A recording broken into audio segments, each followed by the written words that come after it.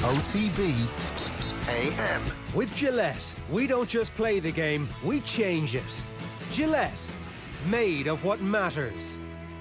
It's 7:30, it's Friday morning. You're welcome along to OTB AM. We've an absolutely packed show coming your way between now and 10 AM this morning. Lots to get into. What a monster weekend of sport we have ahead, and plenty of interesting bits and bobs occurring during the week as well. We'll get into all that as we advance through the morning in the company of Shane Hannon. Good morning to you, Shane. Morning, Adrian. How are things? Good. We've monster weekend. The hurling final is up, and plenty more besides. People often talk about like subdued build into games like the hurling final. I'm not sure it's as subdued. I mean, it's slightly different from previous years, but I think that's more to do with the fact that we're in the middle of a jam-packed calendar as opposed to anything else. Yeah, I think this is it's less subdued than we all imagined it would be in a COVID year, but I guess when we all found out it was a December Christmas All-Ireland, you know, whatever it was a few months ago, everyone felt this is not going to feel like an All-Ireland final. It's not going to feel like Christmas. It's not going to feel like a hurling final. It's not going to feel normal in any way which matter. But the build-up has been interesting. The fact that there's going to be no crowds there is disappointing. And the GAA coming out yesterday with their strong statement saying, you know, they really, really don't want fans to celebrate this. It would be a travesty if they did. It will be very hard for Waterford fans, especially, given it's been 61 years since they won the All-Ireland, not to celebrate in the ordinary fashion. But yeah, it's important at this juncture that everyone stays cool, I guess. Yeah, normally sort of in the weeks in the lead into an Ireland, you start to hear the like fairly cheesy, but everybody can get on board with it, like songs that come out, particularly from some of the counties that don't get there that often. You know, the likes of your county and mine, maybe yours a little bit more than mine, tend to get very excited about being in the latter stages, and everybody gets very motivated and very creative and starts to pen a load of normally fairly awful songs, right? Like some fairly terrible, generally in the Irish country, I don't mind calling it out, variety. Yeah, Jimmy's winning matches. That wasn't the worst of them, actually. No, that wasn't the worst of them. There have been some howlers, but I guess it gives artists the time to shine especially when their county is involved. But yeah, there's been a few very, very per efforts, but we were at nothing else in the last few months, so you really, really hoped that for this 2020 All-Ireland final, hurling and football, that you'd get a couple of decent efforts, and I think we've got that. Well, I think Tommy Rooney, who's the resident news hound around here, has been sort of sniffing around over the last 20. I can't believe we're on the brink of the All-Ireland, and this has only been discovered, but this is an absolute belter for Waterford. Take a listen. I'm about my county, that's the plan. Still in ends here with the gang. Should be in Croydon with the fam, but I lost me county like John Milan. Drip so wet, high in demand. Make you slip like them baba. Connacht sheen in the blood, don't get shook if I swing like Ken McGrath. Make you drop, that's the plan. Still in ends here with the gang. Should be in Croydon with the fam, but I lost me county like John Milan. Drip so wet, high in demand. Make you slip like them baba. Connacht sheen in the blood, so don't get shook if I swing like Ken McGrath. I am the one like Heady, I'm in the cut already. To be sneaking gal like Greenwood Foden, but don't get caught like Terry. See man don't ball like Delhi, cause if I shoot it's deadly. To my ex-girls from Kenny, but they don't swing like Henry. What? That is absolutely brilliant, I have to say. That is absolutely quality. It's young Shakur. We're hoping to chat to him a bit later in the show, 19-year-old from Waterford. And like, it's legitimately, like if I was 15 years younger, Shane, I'd get away with saying it's a banging tune. You're a bit old to like that music, Adrian, no? But it's yeah, I listened to it 3 or 4 times last night. The director, David Bielak, and I'm probably butchering his name there, deserves a bit of credit because it looks like a proper not budget production. And there's a bit of history revisionism going on with the lyrics. He says he make you slip like Demba Ba. Of course, it was actually Stephen Gerrard that slipped and Demba Ba scored, but who cares? If something rhymes, let it go. The logic is that he made him slip. That's the made him slip. So Ken McGrath and Dan Shanahan and Demba Ba all in the one sort of lyric. It's what more do you need? Should be in Croydon with the fam, but I loves me county like John Milan. And like he rhymes blah, of course, blah, the famous Waterford delicacy, with Armagh.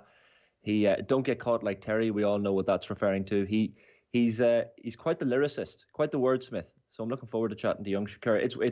It's up there with one of my favourites of the last number of years, and I don't remember many rap efforts leading into an inter-county All-Ireland final. Absolute quality tune. So yeah, like Shane says, we'll talk to the man behind the song in a little bit and get a bit of a sense of what's happening in Waterford in the build up to this game, of course, as well. Dundalk obviously was the other thing. They wrapped up their Europa League season last night, beaten 4-2 by Arsenal, and it was probably, the game itself was indicative enough of their entire group campaign in that they quitted themselves quite well. Look slightly out of their depth, obviously, in terms of, naturally enough, given the budgets that are involved on either side, and ultimately ended up getting beaten, but came out with a lot of credit, I thought, Shane.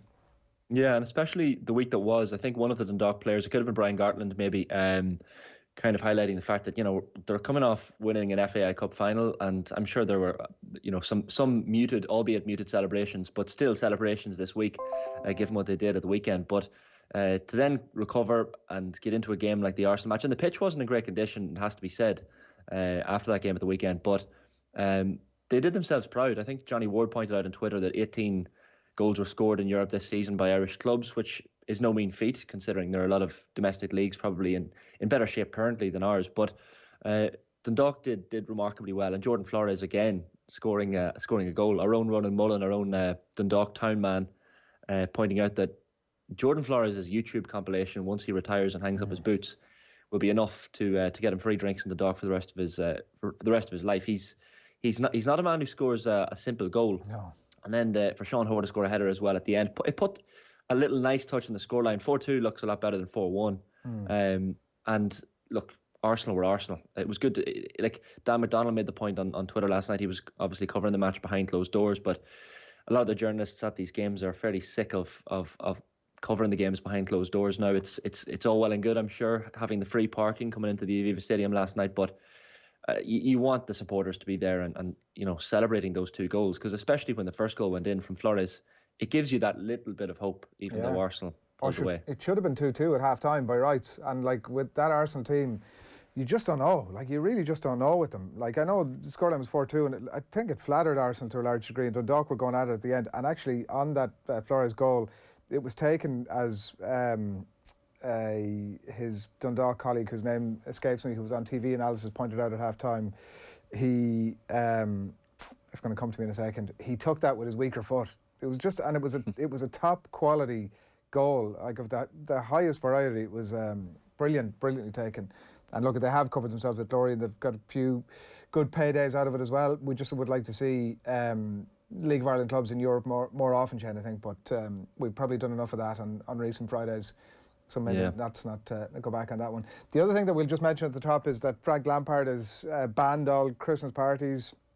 He's taken Harry Redknapp at Tottenham approach here, and hoping that the players don't go rogue. And I see that Kay Burley is in hot water in the UK today. She's been relieved of her duties for the next 6 months, which, in light of what's gone on here over the last number of months, seems certainly on the extreme end, having breached COVID guidelines and having a photograph taken over in the act of that.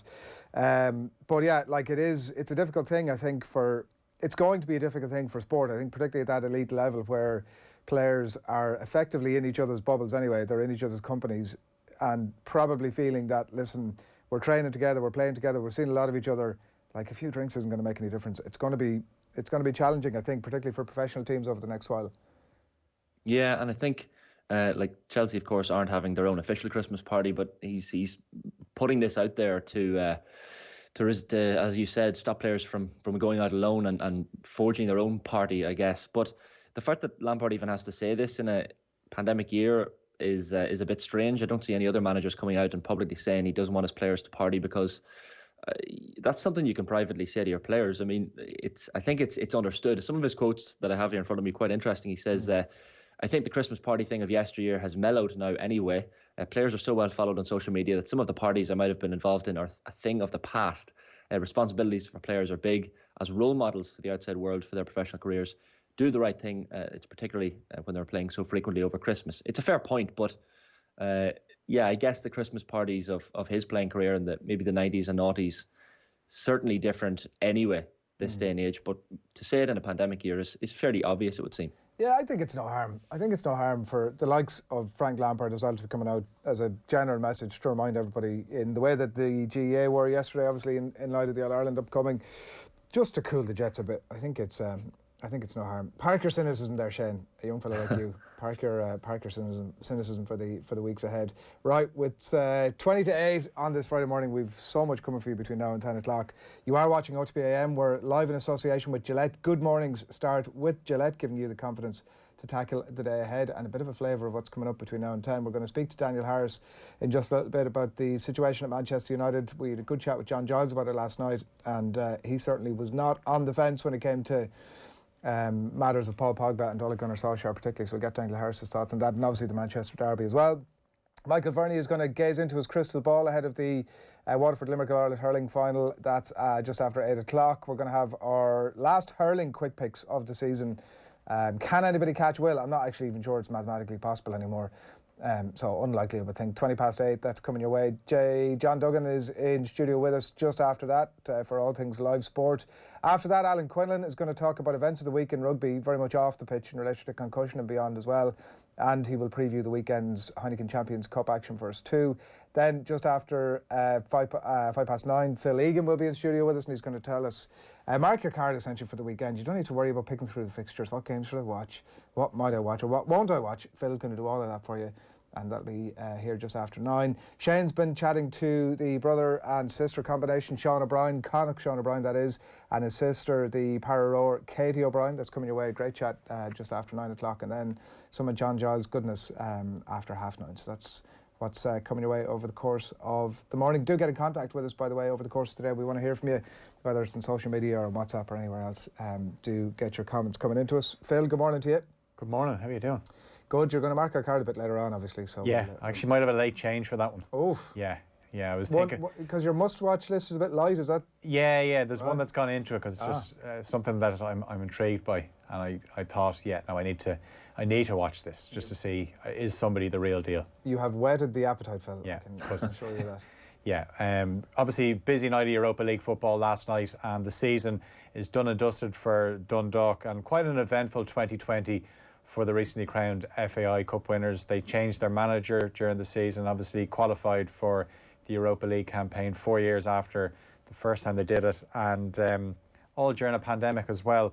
The Lily Whites were hoping to end their European campaign on a high last night, but they were beaten 4-2 by Arsenal at the Aviva Stadium. Jordan Flores scored another cracker to add to his collection.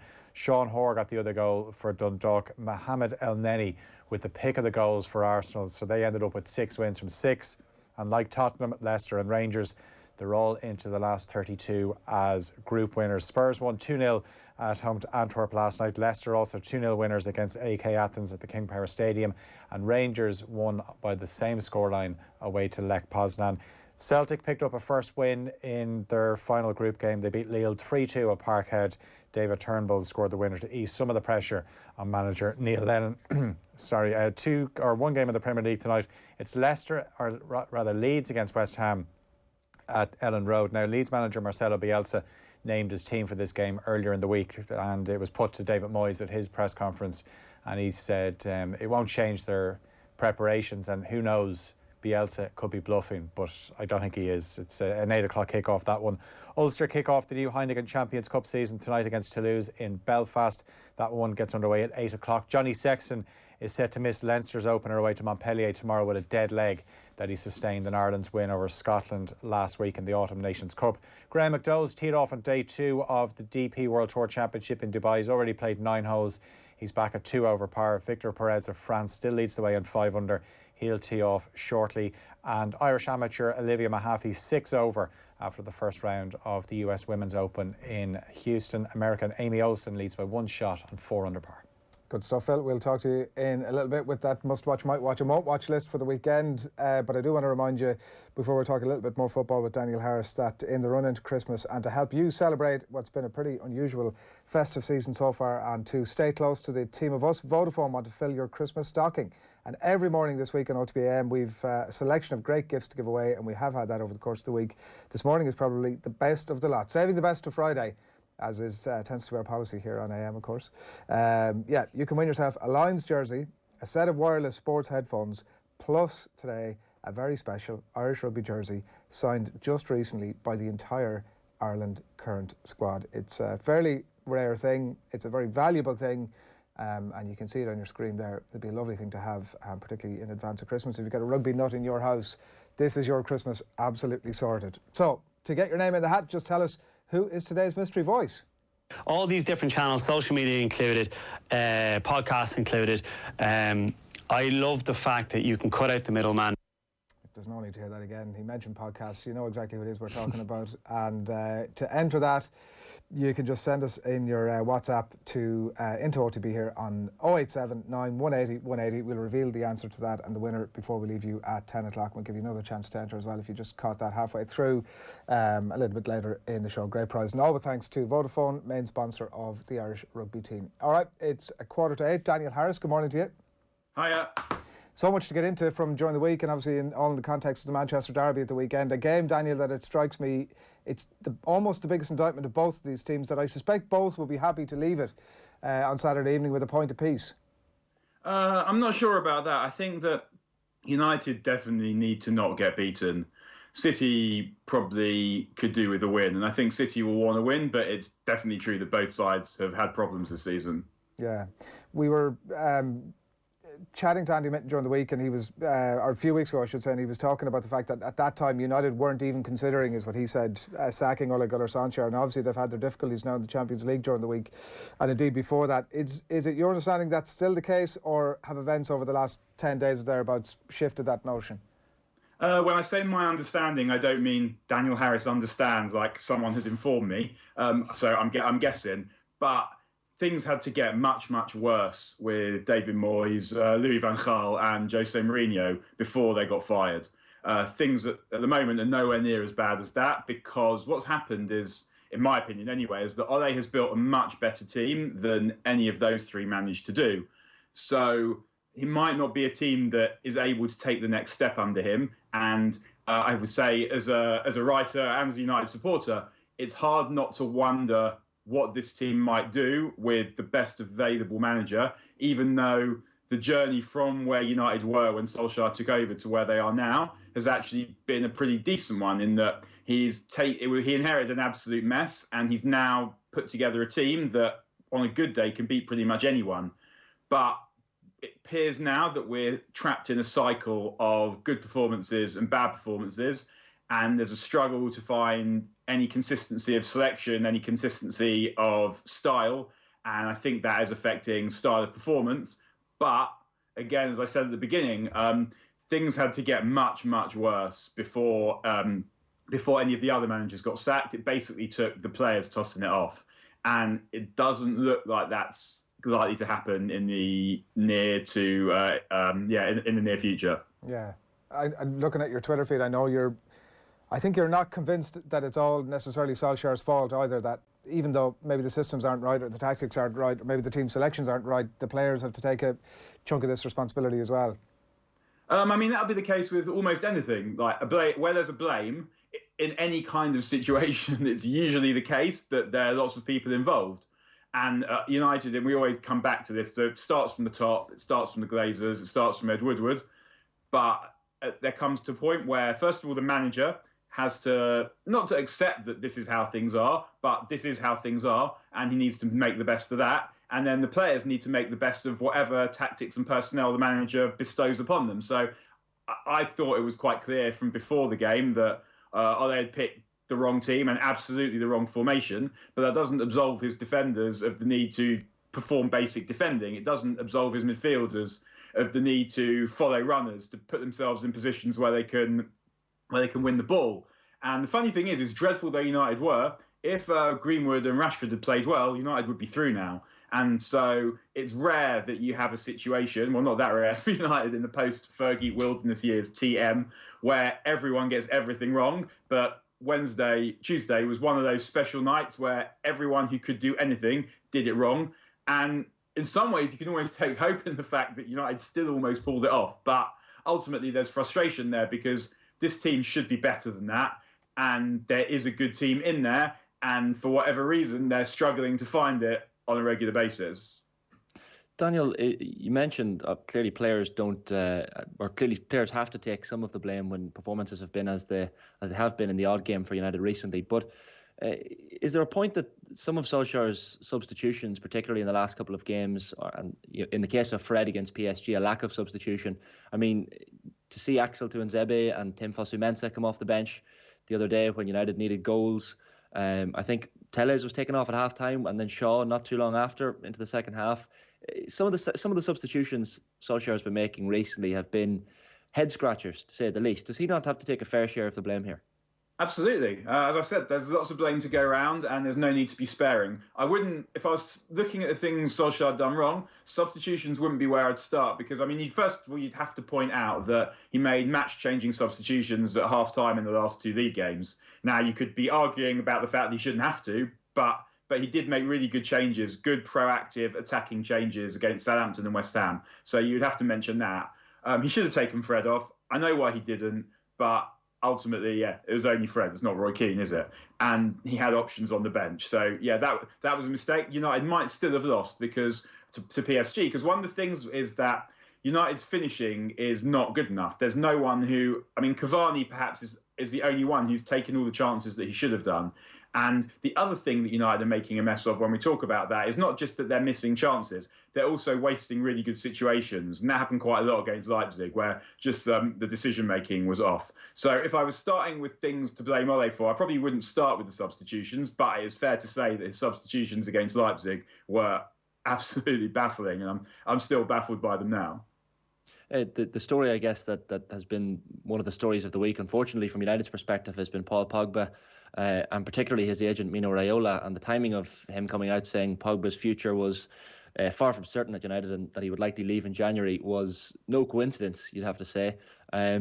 What was your reaction to that? And secondly, Solskjaer's reaction to that? I mean, United fans sometimes give out that Solskjaer, he's all smiles when they lose games. He doesn't come out strong enough to things like this, for example, in press conferences, where he should perhaps stick the boot in to agents that are saying things at the wrong times. But what was your reaction to Mino Raiola's comments and then to Solskjaer's reaction?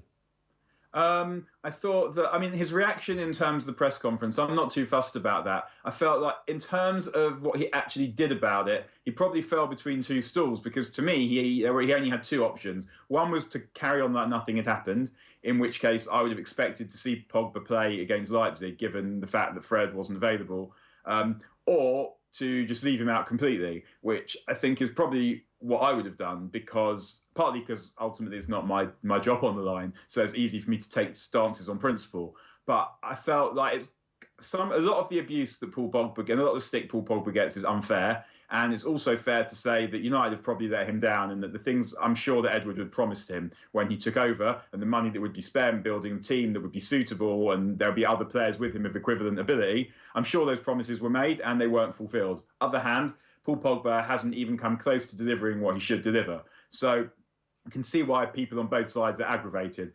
But for Paul Pogba to allow his agent to say the thing that he said before the biggest game of the season is, I don't like to say it, but it's treacherous. And the reason why I say it's treacherous is because it's working against the interests of the team. Now, I don't think that if any kind of player, however much they're paid, wants to play for a different club to the one they're at, then there should be people trying to stop that from happening. Because the fact that you're well rewarded and you're doing a job that everyone would love to have doesn't mean that you don't have the right to sell your labour wherever you would like to sell it. So if Paul Pogba wants to leave United, I think United should facilitate that. And the reality, I think, is that Ole would have happily sold Pogba the summer before last, except no one wanted him. So, or at least no one wanted to pay the amount of money that it would take to buy him. So what it looks like is happening here is Mino Raiola knows that Pogba wants out of United, probably knows that United would be happy to shift Pogba as well. So what he's trying to do is he's trying to make Pogba's position untenable, so that in a post-corona world where no one's got any money, so there's no one's got even less money for someone like Paul Pogba, who is a brilliant talent but ultimately unreliable, then he needs to drive that price down. And also in a post-Bruno Fernandes world where people can now see what an elite level midfielder is supposed to contribute in terms of goals, in terms of personality, in terms of leadership, in terms of anything you would like to see in a big signing. That is Bruno Fernandes, and the distinction between him and Paul Pogba is unfortunately quite stark, and it's not particularly a distinction of ability either. So I can see why Mino Raiola did what he did, because it doesn't work for United. He works for Pogba, but that doesn't mean Pogba doesn't have a responsibility to do everything possible to advance the cause of Manchester United while he's a player there. And what he did in terms of disturbing the equilibrium of the team before a huge game was insubordinate. And I don't really see that you can argue it any other way. And Mino Raiola will know it was insubordinate, and he doesn't care. And you understand exactly why he doesn't care. But Pogba should still care, because he's still paid by United, so he still has a responsibility to United, and he's still training with those lads and playing with those lads every day, and they should all be able to rely on each other, that everyone's working for the team. And what Paul Pogba did, what Paul Pogba allowed his agent to do, was to work against the team. And as a manager, I don't really see that you can have that. Yeah, I think that everybody would have to agree that Solskjaer looks weak out of this. The perception of it is hugely important, and that's the way it looks. But we don't also know what's going on in the background. Maybe he's been asked by the chief executive of the club or the board to not go so crazy in his, with his, maybe, I'm sure that Solskjaer is that, like the rest of us, looking at this entire situation and going, this needs to be resolved, and this guy is not the player that we expect him to be, and he might be toning down his response in that way, because obviously he's trying to protect the fee from. There was one thing that I wanted to ask you, like, there's a bit of a fatigue, right, with both of these topics, but they, as you said at the top, they limp on from week to week. One thing that caught my interest yesterday was Miguel Delaney, the football writer, saying that and I hadn't heard it anywhere else, but that a possible switch for Ronaldo with Juve might actually be something that's on the cards, that Juve might be open to this. I find it incredible, Daniel, that a player who at 27 should be in the peak of his powers there, and I don't know what any make weight would be here. Would there be a fee that would be attached to one or the other? I'm not 100% sure, but let's say it was a straight swap with a player who's going to be 36, I think, in the not too distant future. Have we lost Daniel? No, I'm still here. You're still there. A player who turns 36 in the not too distant future, it'd be an incredible thing. Is it likely? Is it? How do you think a deal like that might? I don't know. I don't know. I can't say whether it's likely. It seems a bit strange, I guess, because it seems strange partly because swap deals very rarely happen, because so many moving parts, and so any transfer deal not any transfer deal, but transfer deals can sometimes be difficult because there's lots of people that need to be happy: the buying club, the selling club, the agents, the players. So doing that with two players is definitely problematic. I have heard that Ronaldo is going to leave Juventus. I would be part of me would be surprised if United went back to that kind of Alexis Sanchez style of buying someone, and I don't even know where Ronaldo would go.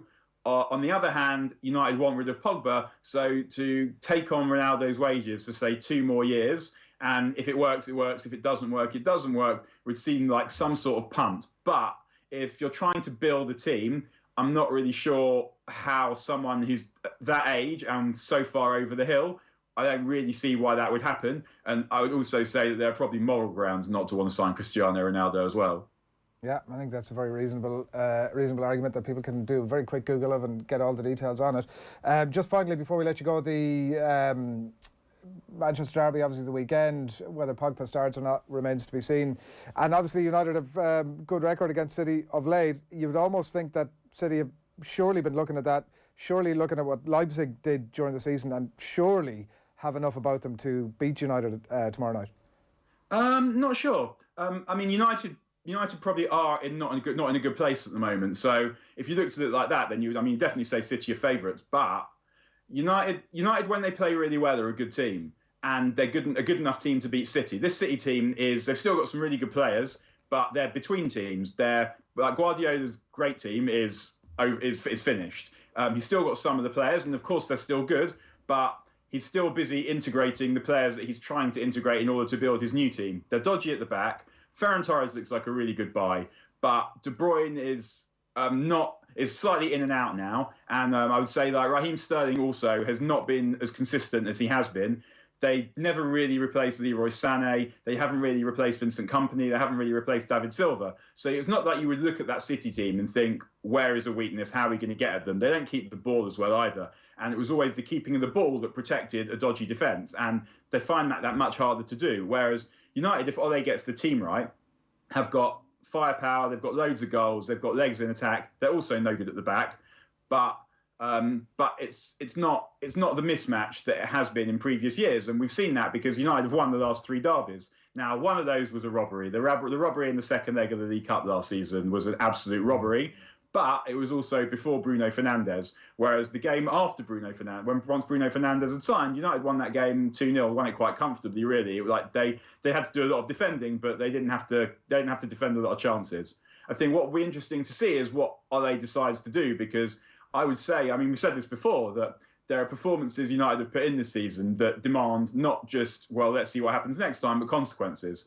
And I felt that David de Gea should have been dropped after the Spurs game, because even though he wasn't totally responsible in a massively culpable way for any of the 6 goals, he did concede 6 goals, and that does suggest a defence that isn't properly organised. Also, if you have a manager whose brief is to build a team, David de Gea is not going to be part of that, because he's miles past his best, and it just seems unlikely that he's going to get it back, because this down period that he's in has been going on not even for a year, but for 2 years. United really should have moved on from de Gea when he was making mistakes that cost them getting into the Champions League, not this Champions League, but the one before. So I think that Dean Henderson will come in. I hope Dean Henderson will come in. And I think that the defence playing behind a goalkeeper who they know is going to talk to them, whom they know is going to come and collect crosses, might make quite a difference. Not that it absolves Aaron Wan-Bissaka of his seeming inability to look over his shoulder or to look in the air when the ball's passing over his head, but I do think that will make a difference. And I think that United do have a decent chance, and I wouldn't be at all surprised if United won, but I also wouldn't be surprised if United got a gubbing, because that is the nature of this team. It's a bit like Ron Atkinson's team in the 80s, where they're capable of beating anyone on a good day, and their good players are really good, and their top level is a really high level, but they're also capable of getting absolutely gubbed if they come across a good team on a bad day. Daniel, just on David de Gea, since you've brought him up, and I know Dean Henderson has played quite well when he's been called on. He played pretty well in the win at West Ham. Paul Scholes was quite scathing against David de Gea after the game midweek, saying he almost pulled out of the third goal for Leipzig when Justin Kluivert scored.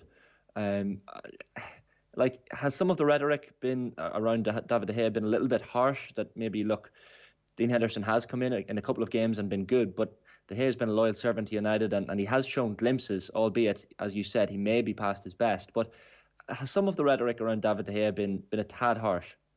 I don't think so. David de Gea has been costing United goals for quite a long time now, and the stuff that he's done in the past is not really relevant to the goalkeeper that he is now. Like, him being good in 2013 is, I mean, I'm very pleased that he, as a United supporter, that he was good in 2013, but it's now nearly 2021, and he hasn't been good for 2 years. And I don't know if he's been training as hard. I mean, I read somewhere recently that he's been training a bit harder since Henderson turned up, but I'd also heard that his training is not what it should be. But even if we put that to one side, you look at you judge by your performances. And I agree with Paul Scholes. I think he did bottle coming for that cross. I don't think he wanted to come for it. And that's not for me. That's not me saying that I don't understand that goalkeeping is hard, that you get hurt, but that's it. That's part of the job. And I think that the thing about Dean Henderson, who I don't know how good he is as a goalkeeper. I think he's a good keeper. I'm not sure he's a brilliant keeper. I'm not sure his best will ever be as good as David de Gea's. But ultimately, if your goalkeeper isn't throwing in anything, then that is a good starting point. If the defence are confident playing in front of the goalkeeper, that's also really important. And in a team like United's, where in theory you'd expect to dominate the ball against most teams, you need a goalkeeper that is not going to drop clangers, and that is probably more important than producing the occasional brilliant reaction save. And De Gea is also doing a lot less of that now than he used to. And I think what's happened with De Gea, and I feel sorry for him in some aspects, is that he's wasted the best years of his career at United. He should have left several years ago. And what happened is he didn't. And for whatever reason, the fax machine, he decided to stay. But he went stale. And once you go stale, it's really hard to get your level back up. So he'll still make the occasional great save, because he hasn't gone from being a brilliant goalkeeper to being a useless goalkeeper. He's now a dodgy keeper who can sometimes do good stuff. He's Bruce Grobbelaar or that Jerzy Dudek or that kind of goalkeeper. And that kind of goalkeeper is not the kind of goalkeeper that good teams generally have. I mean, it worked for Bruce Grobbelaar because he just played in the best team around. But United aren't the best team around. And they're relying on their goalkeeper to not just produce the occasional brilliant save when the ball gets through to him, but to actually be a presence. and to be something important in improving the level of the team. And as I said, I don't know to what level Dean Henderson can do that, but I do know, I think that he would have come and caught that cross the other day. 3 one-word answers, Daniel, to wrap. Does De Gea start? No. Wow. Does Pogba start? No. And United or City? I don't know if you're asking me who's going to win. So if you're asking me United City question, the answer is always going to be United. Who's going to win? United, obviously. No, I've no idea. I think it might be a draw. It's going to be the draw, isn't it? It has to be. Daniel, thanks a million. No, see you. Have a good weekend, lads. Thanks a lot. Football writer Daniel Harris on the line there, as always, very forthright in his opinions with United and good stuff. Get your thoughts into us. 8:05 on this Friday morning. Pack show still to come for you here on OTB AM. Going to check in with Alan Quinlan very shortly to get his preview of the rugby weekend. We're going to get our GA quick picks up next, and we're continuing our build up to the hurling final in the company of Michael Verney. OTB AM. This is OTB Sports Radio. Off the ball. Jamie caught Frank with quite a bad challenge, and the physio was patching him up, and Les Seeley, his turned to Frank. He went, Frank, get back on and do him good and proper. He said he took a liberty there. He said, make sure you leave it on him good and proper. And I'm stood there, I'm thinking, oh, hang on. He's talking about him doing this ain't right, you know. Off the ball. Weeknights from 7 and weekends from 1. This is OTB Sports Radio, live 24/7 on the OTB Sports app. I haven't figured out quite yet how to get in there to my own head properly and where I'm at and just kind of checking in with myself. One thing that I am very good at is kind of reading other people and giving them what they want and kind of showing them a side of me that I think that they want to see, especially in like media things, just a bit of a smile and whatever. It's not always what's going on, but it's something I found has worked for me, is just kind of projecting that. Now look, 90% of the time that is the case, but I've had times when I've been very down, and people just wouldn't know about it until they do, and that's only happened to me once or twice, fortunately, but it's kind of been pent up a long time before it's been teased out. From a football point of view, I've always been confident. Everything else, no, not always. I like to think I've been lucky through work and through various social circles to just meet a really wide variety of people. No more so than through Dublin football. Like you've such different personalities, and I can't explain how much I respect anyone who's comfortable in their own skin. Like, and I don't care if that's you, the All-American, handsome Gaelic footballer, whatever, or if it's some fella who wears player jeans and has no interest in sport or whatever it is. Like, someone is cool as far as I'm concerned if they are happy and comfortable being them. So that's kind of what I aspire to now, to just be happy with where I'm at and what I'm doing. And I like to think I'm getting there, but it hasn't always been like that. No, the football. You've seen me shed a tear or two, I know. Follow the leader, the Mitsubishi Outlander PHEV, the world's best-selling plug-in hybrid, is now available with 0% finance and a free home charge point worth €800. Leading the charge in plug-in hybrid technology, the Mitsubishi Outlander PHEV. Book a test drive at your local dealer today. Mitsubishi, drive your ambition. Terms and conditions apply. See MitsubishiMotors.ie. Lending criteria applies. This is a hire purchase agreement provided by Bank of Ireland Finance. Bet smart this season with stat betting on the Boyle Sports app. Bet on shots, shots on target, tackles, passes, assists and more, all powered by Opta. Plus, put your feet up and cheer your bets home with free live streaming on every UK and Irish horse race. Why not check out the hottest action on the biggest sporting events right now on the Boyle Sports app. Boyle Sports. This is betting. Need help? Contact gamblingcare.ie. 18+. OTB AM. With Gillette, we don't just play the game, we change it. Gillette, made of what matters. 9 minutes past 8 on this Friday morning. A very good morning to you, wherever it is that you are at, out and about the country or indeed beyond this morning. Good morning to you. We'd love to hear from you. If you have any thoughts, get them into us on WhatsApp or on any of the social media channels that you happen to be watching us on or listening to us on. You'll have heard in the ad break there, Jack McCaffrey, searingly honest, brilliant, one of the best conversations that I've heard in 2020, I have to say, one of the most fascinating people in Irish sport at the minute, and brilliantly teased out in the company of his former Dublin teammate as well, Bernard Brogan. But it was Jack McCaffrey, did the very latest episode of the Bernard Brogan podcast, which is brought to you by Super Value, who are proud sponsors of the 2020 All-Ireland Senior Football Championship. You can subscribe to the OTB GA podcast stream, where you'll be able to find Shane Lowry, Ty Kennelly, Tommy Bowe, and that episode with Jack McCaffrey. The fifth and final episode of what we're describing as season 1. It's a very, very special episode. I'm not going to give you any more information than that, other than to say, tune in to OTB social channels next Wednesday from 1 o'clock to hear much more on that, and you will not be disappointed. It's going to be a brilliant way to wrap up the season of Bernard Brogan's chats, all in association with Super Value, and that'll be coming your way next week. Right, it is 8:10 on this Friday morning. Get your thoughts into us, whether they're GA or otherwise, and I'm delighted to say that we're going to look ahead now to the All-Ireland Hurling final in the company of the Irish Independent's Michael Verney. Good morning to you, mate. Adrian, how are you? Flying, and thanks. Really looking forward to this game now, I have to say. I haven't watched a few previews over the weekend. People are talking about it being a bit of a sort of a slow build-up or whatever, but I think that's more to do with the other stuff that's going on. So really looking forward to it. And we're going to ask you to gaze into your crystal ball now shortly, but everybody has been sort of tipping up Limerick for this one, and I see the Gillette rumours about it being 50-50. I haven't picked up the knock the last day, or continuing across the papers this morning.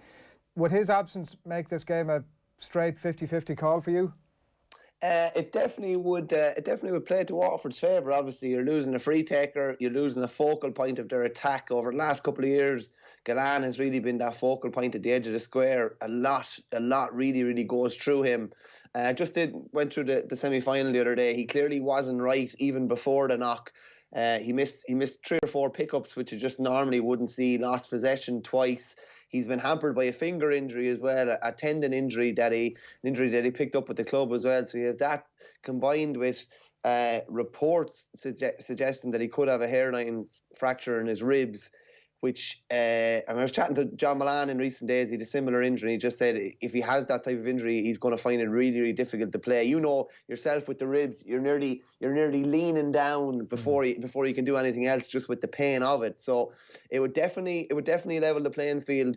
It would just mean probably that some of the options that Limerick would normally have off the bench, they're probably just going to have to start one. They're probably going to lose an option off the bench, but they still would have a lot of other good options off the bench, and they'd still have a really potent top 6. I'd probably have it 60-40 to Limerick at the moment. It'd probably bring it down to 55-45 if he wasn't playing. Wow, yeah, and I could do just as you say with the ribs, and you're so exposed, and a player like him coming out to try and meet the ball, and I'm sure the opposition are well aware of it, obviously as well. I'm reading the newspapers. 2 and 3 years if they can get it done. Michael, and Loughnane obviously famously telling the Clare lads after 2013 that obviously you're only a great team once you start to back this stuff up, but they're a young, physical, talented, level-headed group. There's a lot of reasons to suggest that this Limerick group could go on to, I don't want to be overstating it here, but to dominate the game over the next 4, 5, 6 years or beyond. Yeah, no, I don't think that's far-fetched at all. Just going back through a few different bits and pieces for the paper on Saturday, and going through different famines that have been broken in recent years. And obviously you have Galway's famine and the curse of Biddy Early been lifted in 95. But if you go down through Limerick in particular, Limerick, when they won a Munster minor, this crop won a Munster minor 5 or 6 years ago, they were breaking a decent famine. When they won an under-21, they were breaking a decent famine as well. They obviously ended 45-year famine to win the senior in 2018. Ended another 20-year famine to win the league then the year after, Division 1 league. Like, this team have done an awful lot. They got that elusive promotion from Division 1B, which they had been trying to do for years. They have their All-Ireland. They have 2 Munsters. They have 2 leagues. And now they have a great chance to really kind of bookend this year. And I suppose last year, I would have openly said that I thought the best team didn't win the All-Ireland, and that was Limerick. And I thought there was a little bit of fear, even in the semi-final, just maybe that they didn't push on a bit more. Just, I suppose, a fear of being beaten again at that stage. And another year where, they won the league and they won Munster, but at the end of the day, they're only going to judge themselves on an All-Ireland. And they're in a great position to, with their age profile, you're conceivably saying that they could dominate for the next 5 or 6 years at least. Like there's nobody going to be retiring in the next 2 to 3 years. They're really young, athletic side. If you look at it, like Kyle Hayes was man of the match in the All Ireland final 2 years ago at 20. He's 22 now. If anything, like he's only going to get better over the next couple of years. And that's him. And there's another good handful of lads that you can say that about, that the potential possibly hasn't been scratched yet. So they're definitely here to stay. But anything other than a win on Sunday, like, won't kind of sate their appetite. No, and like obviously the recent history between the two, less than a month ago that they played the Munster final and Limerick win it by 4 points. They were level 5 times. Stephen Bennett shoots the lights out. But it feels that like Waterford have played at a fairly consistently high level over the course of the championship, whereas Limerick have been maybe building into this. They're a better team now, right, than they were in the Munster final, or look to be. Yes and no. Like they're probably their most impressive performance this year was probably the Tipperary semi-final, and maybe we have unrealistic expectations as a result of that, and maybe as a result of last year's Munster final, we probably expect them to go out and blow teams away. Every day we see them. They haven't done that. The Munster final, maybe like Limerick's like underperformance, probably in inverted commas, is probably more down to Waterford than anything else. The semi-final now, I don't know if that was much to do with Galway or if it was Limerick's own doing. As I said, just going through like some of the things that happened in that semi-final with Gillette, even like I'd be a big fan of, the likes of Will O'Donoghue. Will O'Donoghue's an absolute enforcer around the middle of the field, but he had a load of missed pickups as well and lost possession that you'd never normally see happening. Their bench came on. Their bench is usually really, really strong, and Peter Casey was brilliant when he came in, but David Reedy missed 1-3, which you usually just don't see. There were things happened the last day that normally don't happen with this Limerick side, and it'd be no more than a horse like running first time out for the season. I'd be expecting massive improvement for the final. I don't think there's as much pressure on them now. I think there was a bit of pressure to get to the final and get back to that stage again. Whereas I think they're playing pressure free in the final now. You know what? Again, as pressure free as you can be in an All Ireland final, but it does make it a bit easier probably with the way the conditions around the game. The fact that there's probably not as much of a hullabaloo this year, just because they're not going to be getting a guard escort in, or they're not going to be meeting the president, or all those little kind of sideshows.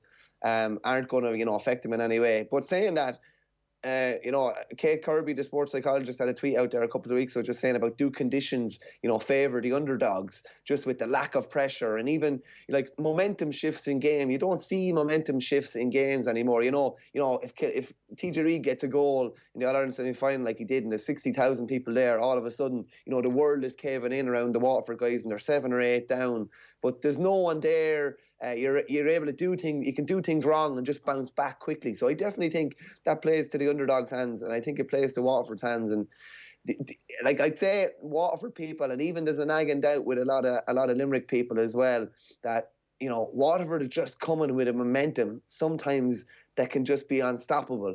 They just, like, if they deliver anything like the second half against Kilkenny over 70 minutes. Like, they have an outstanding chance. And I think that's probably what Waterford people are saying. They're probably, in fairness to Milan and even Ken McGrath and Dan Shannon that G had on earlier on this week, they're confident, but they're not putting it out there too much. But I think they're quietly confident. As I said, when that momentum builds up, and there's something a bit crazy happening in Waterford. Like, Limerick played Waterford last year to beat them 20 points down in Walsh Park. Waterford scored 10 points.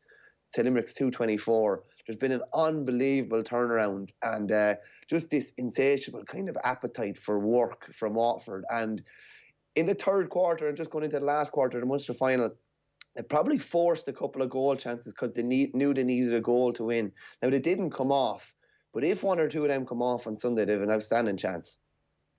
Mick, just to pick up on something that you mentioned there, and I guess the hype or lack thereof leading into the final, and Shane McGrath was on Off the Ball during the week, and he was talking about, ordinarily building into an All-Ireland final, tickets are an issue. You're trying to get tickets for your family members. You have to pack clothes. I guess the Coppers clobber as well. You need the boot-cut jeans and the brown shoes ready to go for Coppers. So that's not an issue for either of these teams this week. But why do you think that maybe lack of build-up suits perhaps Waterford in particular?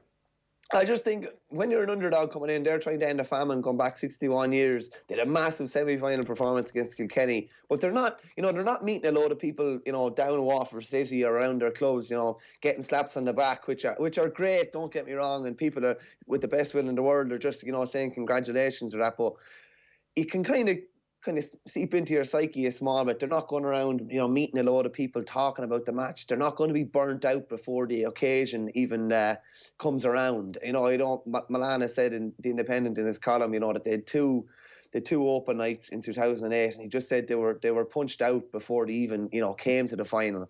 Now Derek McGrath's preparations in 17 was a lot more methodic, and I think a lot of those guys were there for that, so to be far more ready for it. But there's no sideshows, as you say. There's no homecomings after. There's not going to be any big banquet.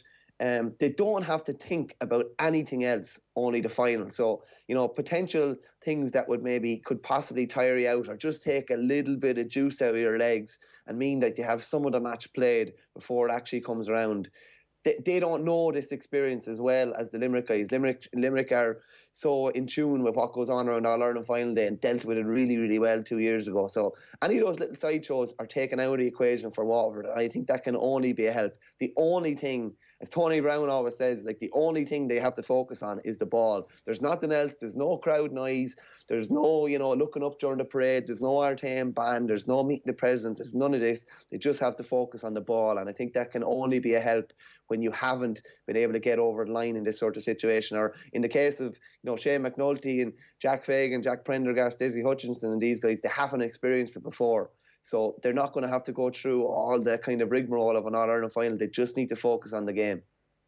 You spoke about Limerick there and how they, over the next 5 or 6 years will likely still be a force. The likes of Kyle Hayes being a perfect example of the young players that they have. When it comes to Waterford, I saw an interesting quote from John Milan in the build-up to this game, and he's talking about why can't it be this year? Why do we have to wait to next year? Some people saying it's Liam Cahill's first year in charge. They've done extremely well to get to this point. Do you think this particular Waterford team, can strike while the iron's hot? Are they a team that's going to be around for the next 3, 4, 5 years, or is this a one-off, random final in a pandemic year that we may never see Waterford back in for a few years? Yeah, no, I don't see any reason why they can't be around for a while. I just was doing profiles on some of the Waterford guys even coming up to the Munster final. Jack Fagan is 25, but it's his first inter-county season. Desi Hutchinson, 23. Conor Prunty in around that age. Shane McNulty, 26.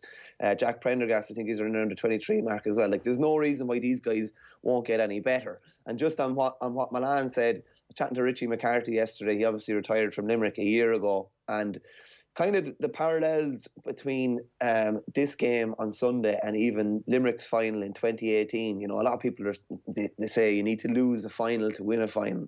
Limerick just scorched Galway, at the start of the 2018 final. There was no baggage. There was no anything. They were just going for it there and then. There was no thoughts of, we're going to be around for a good while or anything like that. They just scorched Galway. Now, fair enough, they were holding on at the end. But they delivered. It was there. It was a performance was there to be delivered, and it delivered. And there's no reason. And I think this is the nagging kind of doubt in Limerick people's minds coming into the game is that Waterford have they produced a brilliant performance against Cork. They produced a good performance against Waterford or against Limerick in the Munster final, and maybe just I even chatting to Stephen Bennett after. I'm not sure if they believed. I'm not sure if they actually believed coming down the stretch they could beat Limerick. They beaten Kilkenny back-to-back championship games, producing probably, the best second half of hurling I've seen in a long, long time. The time is now for them. You don't know, as Liam Griffin said to the Wexford boys in 1996 after they won the Leinster, how many All-Ireland semi-finals are you guaranteed to play in your career? And there was, I think there was a bit of silence. He just said, you're guaranteed to play in one more, and that's the one we have ahead of us. So, Waterford, there's no guarantees for Waterford. I'd imagine they will be around for a long time, given the age profile of their team. But, the time is now for them. It's never too soon to win an All-Ireland. So, it's there for them on Sunday. They've taken every challenge pretty well so far. So, there's no reason for me to suggest that they won't take this challenge and really go at it on Sunday. The only probably doubt is that it's two teams that play very, very similarly. But Limerick have been playing that style for 4 years and have it absolutely honed to a T. And I just wonder, I just wonder coming down the stretch as well. Limerick have become so methodical, almost like the Dubs in football. They just know how to. They just know how to kind of squeeze the life out of you coming down the stretch. And I think Waterford are going to have to be ahead if they're going to win this game. And they're probably going to have to be holding on near the end because Limerick will throw absolutely everything at them. But no, the time is now for Waterford. As I said, they're guaranteed. This is the only All-Ireland final they're guaranteed to play in. Yeah. So I think they'll go absolutely bald-headed for it. And you don't know what happens with them because you don't want to be doing the service, but like it's not, and they're not catching teams on the hop now, but more that teams will be very much aware of them, obviously from here on out, that they're a force. Listen, some quick fire stuff, and I must compliment you. We're about to look into the Michael Verney crystal ball here. I must compliment you on your Christmas tree. It's an absolute work of art. I have to say, it could be what we should really be doing. And I'll have a word with the producer after the show about this. Is a power ranking of our guests' Christmas trees over the festive period, and I'm going to put it out there. I think you're straight in at number one. Well, listen, Adrian, we didn't get out of Christy Ring and Offaly this year. We didn't have much success with the footballers, so I'll take any sort of prize, and as long as the prize is sent out in the post and I have it before Christmas, I'll be happy. Yeah, it might be a little trinket to go on that tree alongside the others. Right, quick fire rounds here. We've asked you to stare into your crystal ball and let us know where you think these awards are going. Man of the match to begin with from the game, and I'm going to give you a couple of options here. If Limerick win and if Waterford win.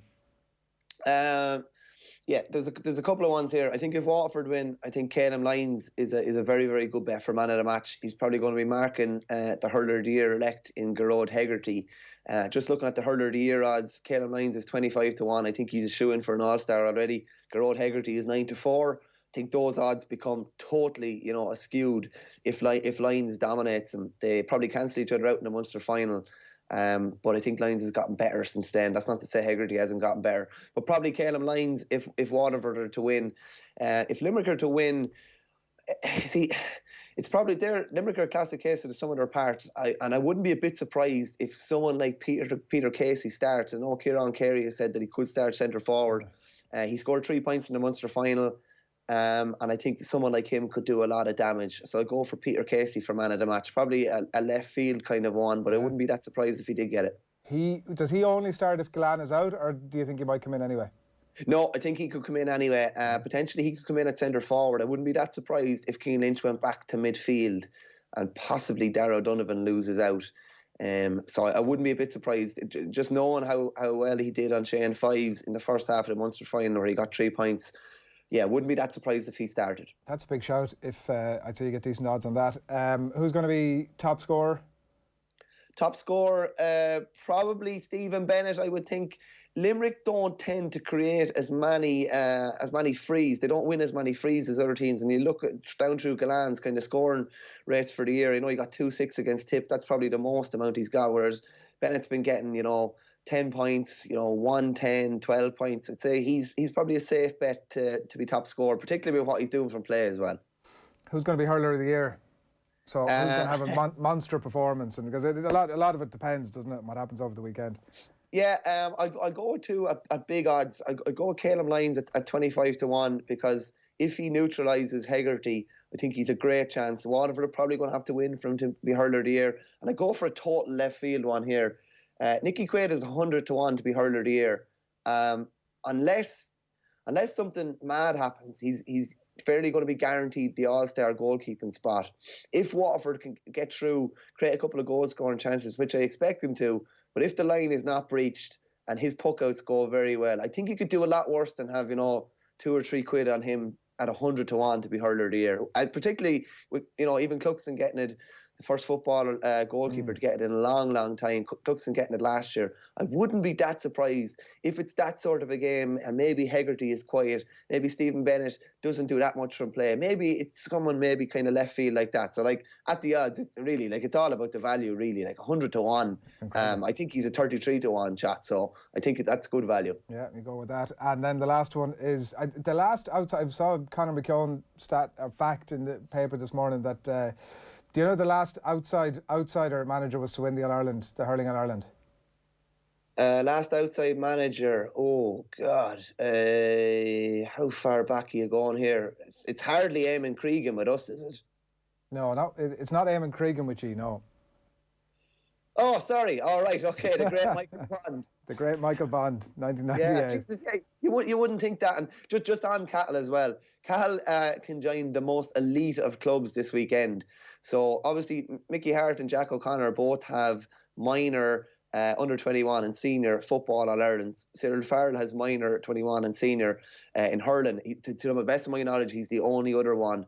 Cahill can win minor, under 20, under 21 and senior all in the space of 5 years this weekend, which is just be absolutely phenomenal. Incredible. Who's going to be your manager of the year? Well, if Waterford win, it's going to be Liam Cahill, but I'd say it'll be John Kiley. Just on John Kiley, he's going for the perfect 10. There hasn't been an unbeaten championship league and championship season where they didn't even draw a game in a long time. So it'd have to be John Kiley. If Limerick wins Sunday, he takes all the silverware that's been available to him this year. And in a word, who's going to win it? Yeah, I think Limerick will win it. I think Limerick will win it by 3 or 4. But I think it'll be murder tight. Waterford are going to have to get a goal or two to win it. I think they'll get a goal, but I think they're going to need 2 to win it. I don't know if you're going to press me on a score line, but I'd be going for something along the lines of Limerick 125, Waterford 121. It would be a repeat of the Munster final scoreline, except a goal added on for each team. Murder tight. I'll take that. Mick, thanks a million. Good man. Thanks a million, lads. Cheers. Thanks a lot. Michael Verney on the line there, the Irish Independent, to preview the weekend's hurling. Really looking forward to that game, I have to say. And we might just get that Christmas tree power ranking up and running over the next few weeks. Right, are we going to our quick picks? Is that where we're headed? We're going to our mystery voice competition, and then we'll get to our GA quick picks after that. So just a bit of a reminder for you in the run into Christmas, and to help you celebrate a pretty unusual festive season and to stay close to the team of us, Vodafone want to fill your Christmas stocking. So every morning this week on OTB AM, we've a selection of great gifts to give away. We've been giving away some brilliant stuff over the course of the week. Probably the best of the lot today, though, I'd have to say. You have the opportunity this morning to win yourself a Lions jersey, a set of wireless sports headphones, and an Irish rugby jersey that's signed just recently by the entire current Ireland squad. It's fairly rare and it's fairly valuable, and it'll be a lovely thing for you or a loved one to have this Christmas. It'll sort your, for that person in your life who is into their rugby, this is the Christmas present sorted and beyond. I don't mind telling you. Get your name in the hat. Just tell us who is today's mystery voice. All these different channels, social media included, podcasts included. I love the fact that you can cut out the middleman. Yeah, so you can pick your answer and send it in to us on WhatsApp to OTB and 087 9 180 180. We'll reveal the answer and the winner before we leave you at 10 a.m. and all great prizes. And all with thanks to Vodafone, main sponsor of the Irish rugby team. I think we are now going to our GA quick picks. Got the lads on the line. Everybody's nervous. Hello. There's sweaty palms out there. Well, Tommy, good morning to you. Good morning. How are we doing? Pretty good, yeah. Will, how are you? Will is either pulling a real stony face. I think we may have lost Will. I think we might have done. Have you? Did Michael Verney sway you one way or the other, Tommy? No, because you weren't Verney listening. actually you were producing the show. Verney backed me up there. Verney backed me up. Will, you're back, are you? I am, yeah. I'm not sure exactly what happened. Zoom decided to stop and restart and come back, so I think I'm here now. Yeah, I'd say it could be the energy getting pulled. Let's have a look. Let's have a look at the leaderboard to kick things off and just see exactly where we stand with a couple of games left in the championship. So it's Will out in front. He's I think in an uncatchable scenario. We'll see with our picks exactly if that's the case or not. He's got 32. 2 up with 2 to play, Adrian. That's the old golfing analogy here. Yeah. 2 up with 2 to play, and then myself in second place. Owen then and Tommy, who's going for broke week in, week out. I think in an effort, Tommy, and you can correct me if I'm wrong here, to just excuse yourself ultimately when it comes to it, you can say, I was chasing the game, so I had to go for it. But Adrian, to be honest, at least I tried. Like, you've actually just handed Will. You've actually, I'm actually disappointed at who you've gone on for this week. Listen, you go out of that. Like, but the thing is, I'm going for my selection, not based. So as far as I'm concerned, Will could have picked the opposite, right? Like, so you got to go with who you think. You've got to go with your best team until the final game of the season, Tommy. You can't be saying, I'm going to try and double guess him here. It doesn't work. No, it's not even that. I think you got to believe. You got to be able to believe. It's not necessarily going for the best pick. You got to be able to make the case for a particular county. For the weaker, the team you think won't win. Sure, I've failed at times over the last couple of weeks. Sure, I've gone out on a limb at times, like the Leinster final. I shouldn't have done that. That's the only one I regret. The Leinster final is the only pick I regret. And on her. It was mad stuff.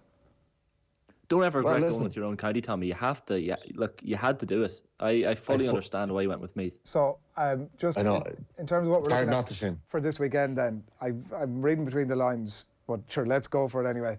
We'll start. Will, what have you got? Yeah, I've gone with Limerick, Adrian. No great surprise here. I've been back in Limerick literally all season. I think I've picked them in every game that they've played, and thankfully they've won every single game that they've played in league and championship, and also won the pre-season competition. So there's the potential this weekend for Limerick to make that little bit of history, which Mick Verney was talking about a few minutes ago, which would be to go on an entirely unbeaten season. They could end the season with 4 trophies as well. And what a remarkable 3 years it would be, given that they won back-to-back leagues and Munsters in that time too. So they've got a chance to write themselves into the history books. I think Limerick this weekend, it all comes down to whether Waterford can get the ball, Adrian, out of their half-back line and through midfield to cause danger with that forward line that they have. Like we saw in the second half, a real coming-of-age performance from Waterford against Kilkenny, but Kilkenny were allowing them to manoeuvre the ball in a way that I don't think Limerick will allow them to do in the All-Ireland final. I think this one will play out with a very similar script to the Munster final from a few weeks back.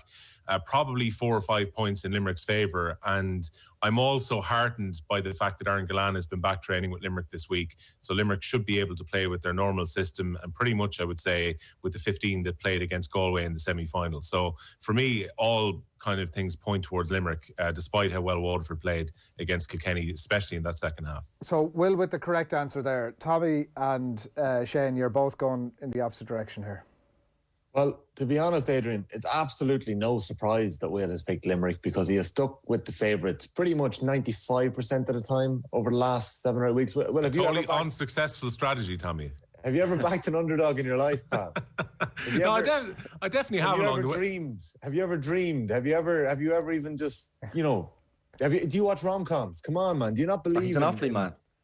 In luck? Then we're back in underdogs a lot, Shane, if that's the case. No, look, I've enjoyed some of the underdog stories we've had during the championship. I enjoyed those 2 provincial finals on the same day where Cavan and Tipperary won. But you replay those games 10 or 11 times and the favourites will probably win. So I'm backing with instinct and logic here, Tommy, as opposed to... Well, don't get sucked in. This is Sheffield United having a go at Liverpool. Don't get sucked into this nonsense. Make your case. I don't know about that, Adrian, like, I'm not going to bring everyone behind the curtain, but you were struggling over your pick this morning. You didn't know who to go for. You asked me, can I wait? You said, can I wait until I hear Mick Verney make your decision? I don't mind. I don't mind admitting that. I think there's a case for Waterford, but most right-thinking people are if your neck is on the block here, you're going for Limerick. What's the case for Waterford, either of you? There's so much of a case for Waterford. On, like Will started off there with Aaron Gillette. If Aaron Gillette isn't starting this weekend, so that's to do with Limerick. What? Let's say he starts, doesn't start. What have you got? Okay. Michael Verney spoke about it there. There is something happening in Waterford. There's a bit of a magic. They were down against Kilkenny at half-time, and I was fully sure they were going to come out and actually put in a performance in that second half. They've got unbelievable speed. They've got Desi Hutchinson inside and Shane Bennett, who's been absolutely flying. Ozzie Gleeson is the X factor. We don't know what way Gleeson's going to play at the weekend, but if he delivers, as he does in the big day, Waterford have an unbelievable chance. Yes, Limerick are Limerick. Kieran Carey said it on the show a couple of weeks ago. They could be on the brink of replicating what Dublin have done in football. When you look across their panel, it's very hard to find a weak spot. I might argue that the full back line may be a bit of a weak spot. Well, I don't know if you'd agree with that, but I think Waterford can get a bit of joy in there. And we were talking to Tommy Welch about it yesterday morning. He was saying Waterford can't be aggressive when they're chasing goals, but they're going to be going for goals. And you know rightly that Liam Cahill and Mikey Beavens are going to have a plan in place here that Waterford aren't going to sit back. They're not going to Limerick get a head of steam up, and they're not going to be 7 or 8 points down at half-time. I can't see them doing what they did to Kilkenny. If they're down at half-time, I think Waterford need a fast start. And if they get that, they absolutely have a chance, 100%. Adrian, I think the best case you can probably make for Waterford is where they were at going into the second half water break in the Munster final. Now, Limerick had finished the fourth quarter of games so strongly all year, but Waterford were right in that game. They probably needed a goal in the Munster final if they were going to win. In the end, I think Limerick won by 4. It was 25-21 in the end. But you always got that impression that Waterford needed to get a 3-pointer just to try and swing the game in their favour. So as Tommy says, that's exactly what they need at Croke Park on Sunday afternoon. If they get in behind, and like Nicky Quaid is a fantastic goalkeeper, which makes it all the more tricky as well. But if they can get ball into Hutchinson or the Bennetts or Ozzie Gleeson in front of goal, they need to take those chances. And again, we have to see how much space Tadhg de Burka is going to get when he's there as the sweeper / centre half back, because that's the most intriguing battle on the pitch this coming weekend, where Limerick have got such a good half forward line, not just in terms of winning possession for themselves, but denying possession for other teams. And you would assume that, again, like the Munster final, Waterford are probably going to poke the ball short on their own puck out and then try and retain possession. I think Limerick are going to be happy to push up on them. And similarly, at the other end, I think Waterford's forwards are going to put a high press on Limerick on their own puck-outs too. And Limerick's puck-out strategy worked reasonably well inside their own 65 in the semi-final. But they're going to be kind of two fierce battles. And then you've got Jamie Byrne in the middle of the field against that Limerick midfield. It's just such an intriguing contest. And like, I know Tommy is saying that I'm back in an overwhelming favourite here. I don't think Limerick are overwhelming favourites going into Sunday's game. I think you'd have to give them a nod based on the body work they've put together. What are you doing getting sucked into that? Well, look, you asked me to make a case for Waterford. What's your case, Adrian? Come on, give us your Limerick case. The case for Limerick is very straightforward, and I hinted at it when we were in conversation with Michael Verney. Look, I do believe, like, I don't mind accepting your point, that I am a little bit more 50-50, particularly in relation to the Gillette stuff, but heartened by how well Verney rates the possible replacements in Peter Casey, and both of them might start. But I think the case for Limerick is fairly straightforward. They're like a team that might well go on to dominate. We know about Limerick. And we don't know about Waterford, and we know how good Limerick are, and we know that they could go on to dominate it, and that's why I'm going for them. We got to go on. There's something happening in Waterford, boys. Look at young Shakur last night releasing that song. Look at there's a magic happening here, and I'm telling you, 1959 is going to be banished at the weekend. It's going to happen. I can't see it. It's not going to happen. And unfortunately, Will is going to see this thing out. We are going to do our power rankings of Christmas trees at some point over the next few weeks. And I'm afraid to say, Will, that is not one that you're going to fare that well on. I kind of like my Christmas tree. What's your issue with my Christmas tree? It's a bit flashy. It's nice. It looks a bit sparse. Like if you look at Verney's, there's a bit of a touch about that now. Is it fake, Will? No, it's a real tree. No, okay, well, your bonus points. It's all lights and no decorations. Yeah, it probably needs a few more decorations. I think probably more light would show there's decorations on it. I think I might replace the tinsel with a few more baubles at some point over the next few days. But I think there's a good lighting system going there, Adrian. I think you're being a little bit harsh here. Verney, if it's a straight shootout between yourself and Verney, there's only one winner. Will, Tommy, Shane, good stuff. Thanks a million. That's our picks for the week ahead. It's 20-9 on this Friday morning. Lots still to come. Alan Quinlan is going to be with us shortly to preview the weekend's rugby and plenty more as well, besides to come between now and 10 o'clock. John Duggan live in studio with us this morning. Good morning to you, John. Adrian and Shane, how are we doing? Going all right. What do you think of the weekend? Where are you going? Well, first of all, we look forward to tomorrow's OTB from 1 to 5, and we've got Shane Dowling, we've got Taggy Fogarty, we've got Noel Connors on the hurling final panel. So we're looking forward to some war stories and predictions and insight and a bit of colour from the lads. I think Limerick are going to win, but I don't think it's a foregone conclusion. I think that Limerick have been the best team in the country since 2018. They've won 2 leagues, they've won 2 Munsters. They only had 1 blip against Kilkenny last year when they were asleep for the first half of the game. I think that their half-forward line is very good. I think the biggest test they had this year was Tipperary, and they came through that in a monsoon and flying fashion. They won by, 9 points, scored 3 goals. I think Galway have not been at the pitch of it mentally this year, and I think against Kilkenny they were poor to let in those 2 goals, and I think against Limerick they could never rise it, even when Joe Canning was injured and they drew level, and Limerick, just like a horse that's always doing enough, just picked off a few scores for the last 5 scores. Therefore, from franking the form, I don't think Kilkenny are as good as everybody thinks they have been. I think Kilkenny have been a team that have lacked, apart from TJ and Richie, real forward power in the last 4 to 5 years. So I think Waterford's win over Kilkenny might be slightly flattering, Clare put 3 goals past Waterford, and this is not a great Clare team, and then Tony Kelly injured for most of it. I think what I love about Waterford is I think their work rate is fantastic. They're hungry. I think they've got an excellent manager in Liam Cahill, who's a proven winner at under 21, under 20 and minor level. So I think Waterford, I think the lack of fans and the lack of hype, the pressure will be off them. And if they get involved in process, they're very fit. They're a good, hard-working team, and they got talent in there like Stephen Bennett, as we've mentioned there. Desi Hutchinson's got a lot of good movement from his Brighton days, and Ozzie Gleeson has got something special about him. But Limerick, you've got to say, 1961 was the last time a team won every game in the league and the championship, if my records are correct, Tipperary back then. And Limerick are looking for 10 in a row. And that just very simply says to you that they've been the best team in the country. They got strength all over the pitch. Peter Casey came on the last day and did very well.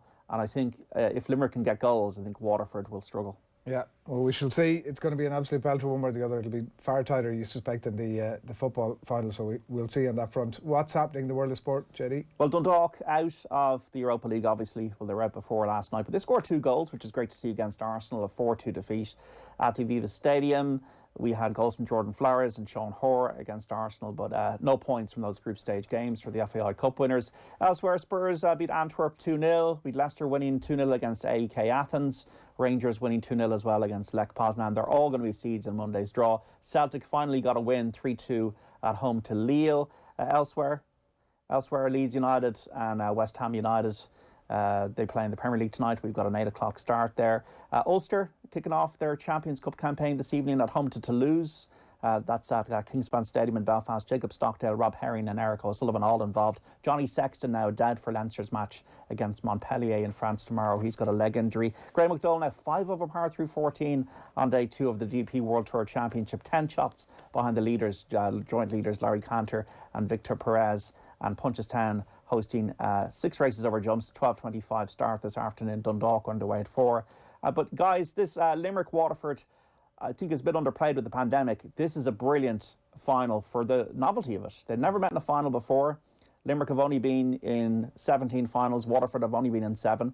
Limerick have only won 2 All-Irelands in the last 80 years. Waterford haven't won one since 1959, as we've said on the show already this morning. And I think sometimes that can be a little bit underplayed, the fact that for neutrals and for the counties themselves, they haven't had that much success. So I think one of the real disappointing things, and I think it is a little bit strict, is that they can't bring the trophy back to the county.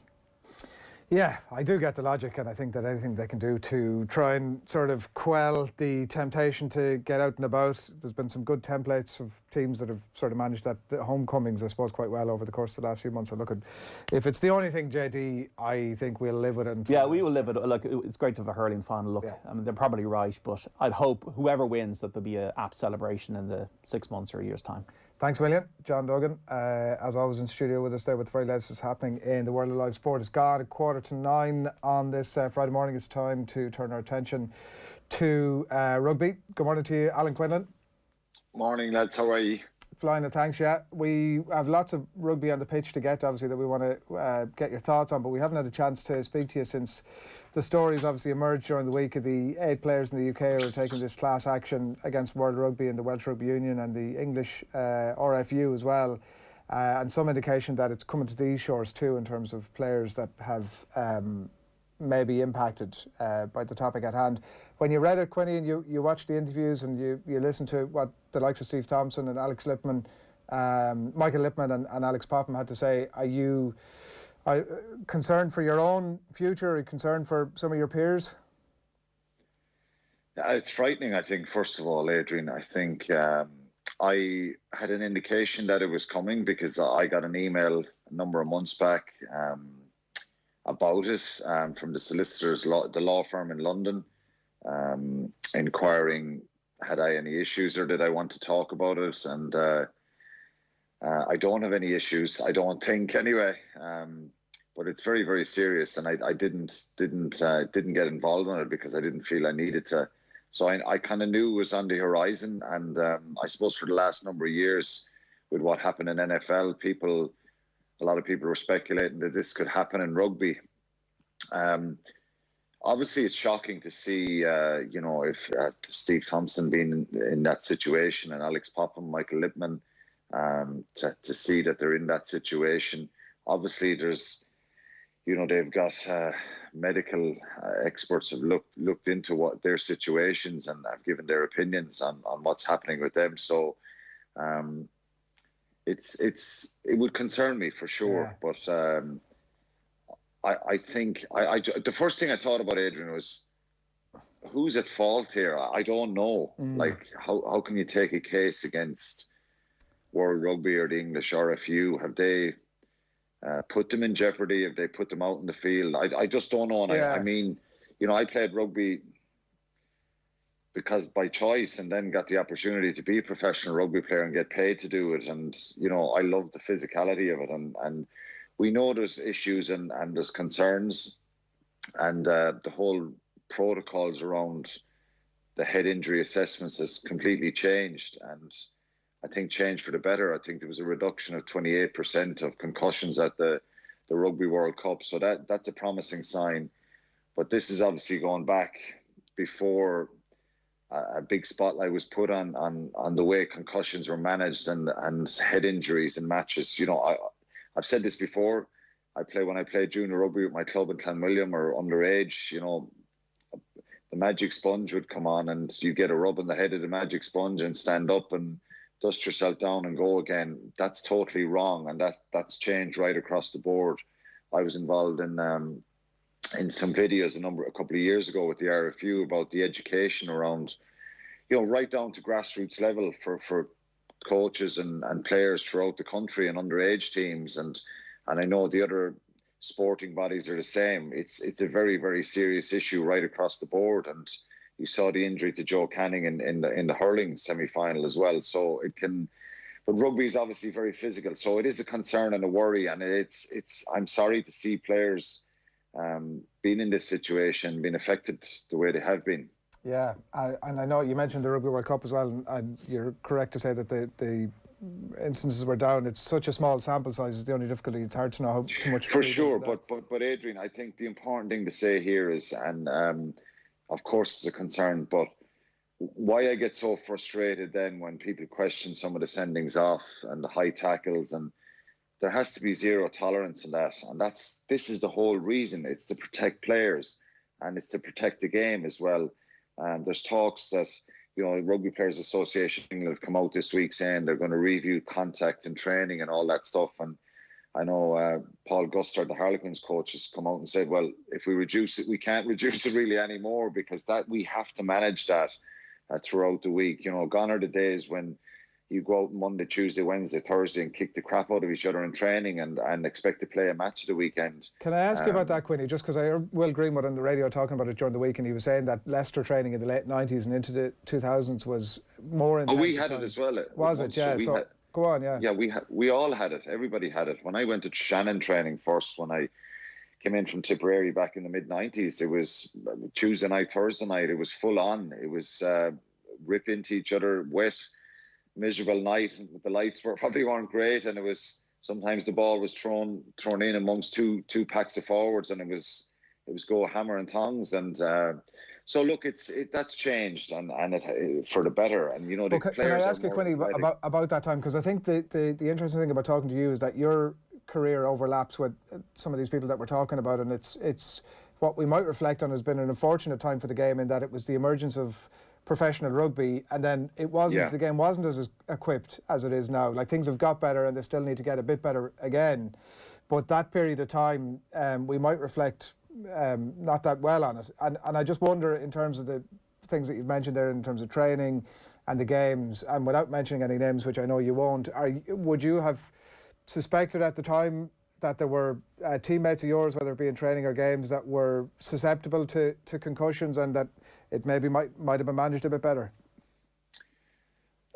I'll be honest, Adrian, not really. And I don't know any players who I think have got a lot of head knocks that I've played with.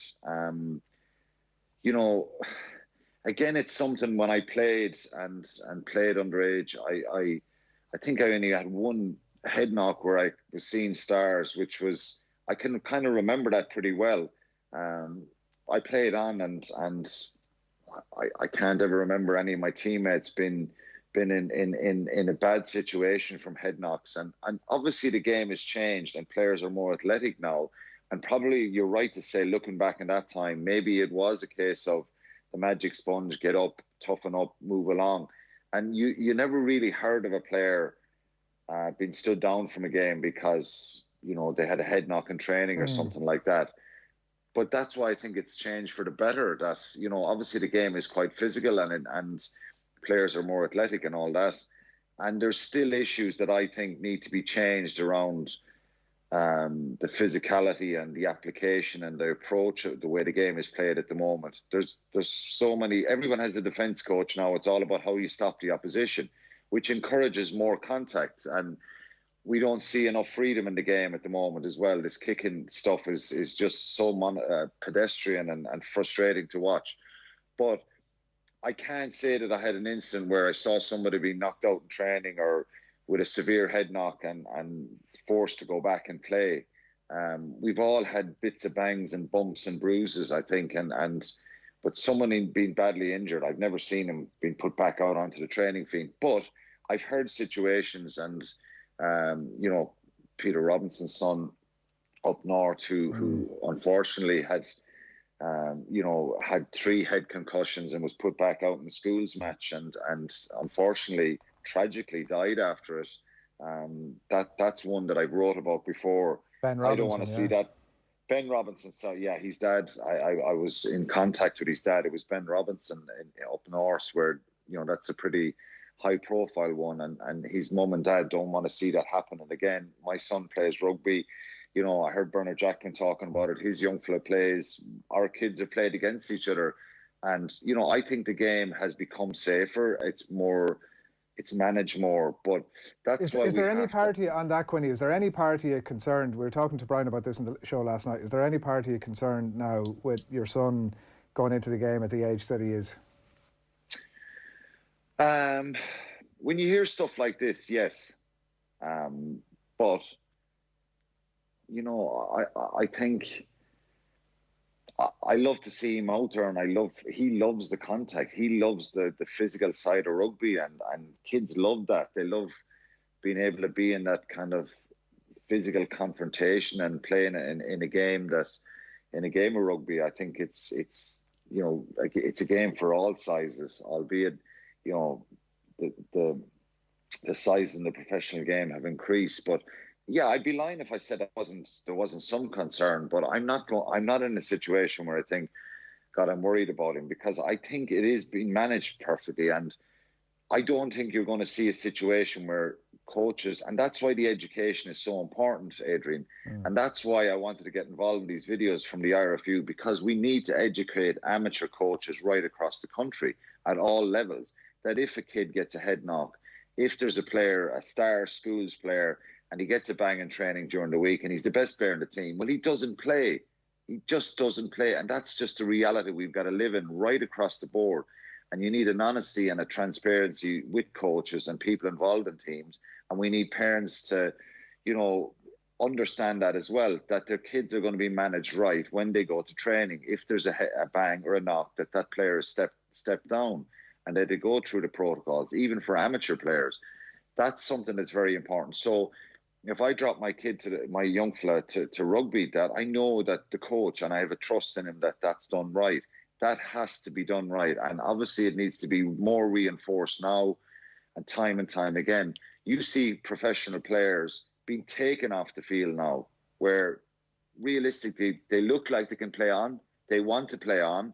The crowd probably want them to play on, but the doctors are coming in now saying, no, you're off. At least get the assessment. If they, you know, it's still a grey area, that assessment, and there could still be a situation or a bit of damage done for the player, but at least there's some sort of checklist there to see where they're at. And that's where the modern game is at. You know, so people say, of course, it's kind of a bit more physical and the knocks, there's more power in them, but at least we have a lot of good stuff that's changed and happened. And this is probably only 10 years, Adrian, you know what I mean? I remember Dricko himself coming off the field, playing with him, and because the abrasive nature he played, and because of how tough he was, and, you know, he had a hardness to him that he wanted to continue, he wanted to get stuck in. And I've seen him come off with every sort of a bandage on his head, and and bang and knock. So there was one against Australia a number of years ago with Conor Murray, and obviously he was at the height of his powers and playing really well. Ireland were playing Australia in a November international, and I remember Éanna Falvey, I think Australia had a 5-yard scrum, and Conor Murray would be very important to defend as a defensive player as well, because of his size and physicality and the way he defends. And I remember Éanna Falvey going on the field. I was commentating in the game, and I could hear the conversation, and he insisted that Conor Murray was coming off. End of story. And I remember speaking about it at the time, saying, this is exactly what we need at the top level in the professional game. You know, I wrote about Steve Diamond with Sale a couple of years ago, where he comes out after a game because he had players coming off and he had no fly half, and you know, he had people with concussions, and he comes out saying, well, the game has gone crazy and this is a joke and I've no players. So that rubbish has to stop.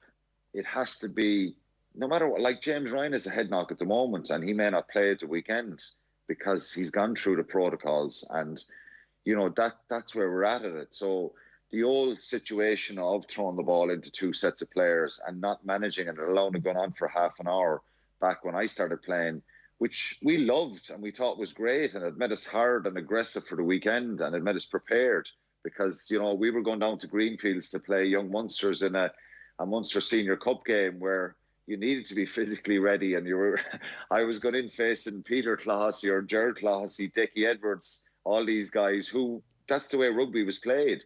The modern game has changed, and going back to the original point, of course it's concerning and of course it's a worry.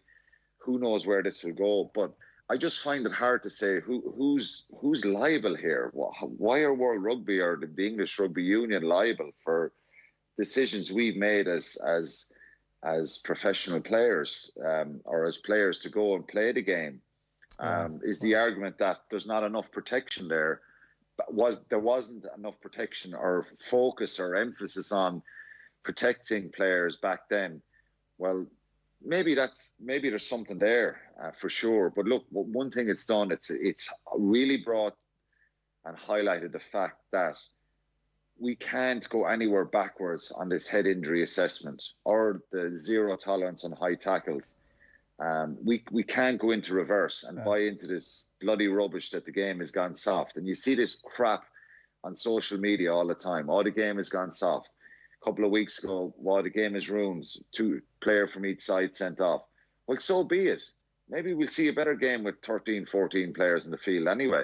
Yeah. But we must keep going forward now. And look, that situation will develop itself. But I don't have any concerns about my fella playing rugby. I just want to know that the people involved in charge, whatever team he plays on going forward, that they make the correct decisions and follow the correct protocols as coaches, and that players understand that as well. One-word answers here, Quinny, because we've run out of time. That was really good stuff. So one-word answers here. Ulster against Toulouse tonight? Look, it's a hard one to call. Toulouse are a very powerful side, but Ulster have just got to win this game to get up and running, because you know, they're away to Gloucester next, and the last game. These are only 4 games, Adrian, so you've got to win your home games. It's just a must. So I think given where they're playing, there's no crowd, of course, so it's a very hard one to call. But I'll pick Ulster, given that it's at home and the desperation that they need a result. Brave call. Montpellier against Leinster potentially without several frontline players. Yeah, it's a risky one. It's look, it depends what way Montpellier are going to approach the competition. Their league form has been poor. They've lost 5, won 3. So I'm not. Again, you're going into the unknown. James Ryan, Johnny Sexton, they're going to be lost. I think Leinster are good enough to go there and win, and I think they will win there. Okay, Racing Connacht is a game we have live commentary of on Sunday afternoon. Tough job for Connacht. It's very difficult going to Racing. I think it's too much of an ask. I think what they'll need is a good performance. I think they'll have Pat Lam's Bristol at home in the next game, so that will give if they can take something out of that, and particularly if you're away from home, if you can get a losing bonus point. But it's very tricky because Racing are very, very powerful, and probably should have won that Champions Cup final this year against Exeter as well.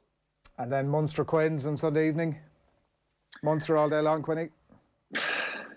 You just don't know, Adrian. All these games are normally you have a week to filter players back in, a domestic league game or a Pro 14 game to see where you're at and bring back your internationals. But all the internationals jumping straight back in with their clubs. I think, look, given that Munster at home, they have a fair bit of momentum.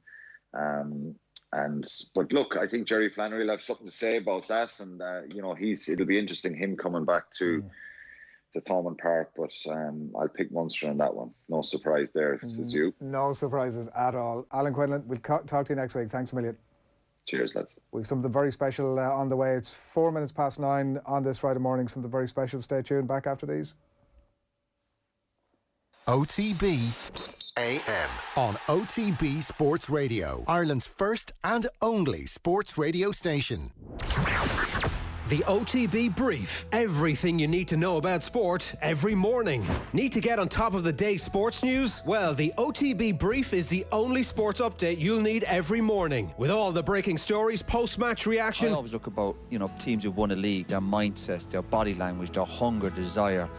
And I see that so much in this Liverpool team. And the best bits from off the ball, all in a 10-minute podcast. Rory McIlroy's game has changed a lot. The OTB Brief. Weekday mornings from 7:20 a.m. on OTB Sports Radio. Listen on the OTB Sports app. Follow the leader, the Mitsubishi Outlander PHEV, the world's best-selling plug-in hybrid, is now available with 0% finance and a free home charge point worth €800.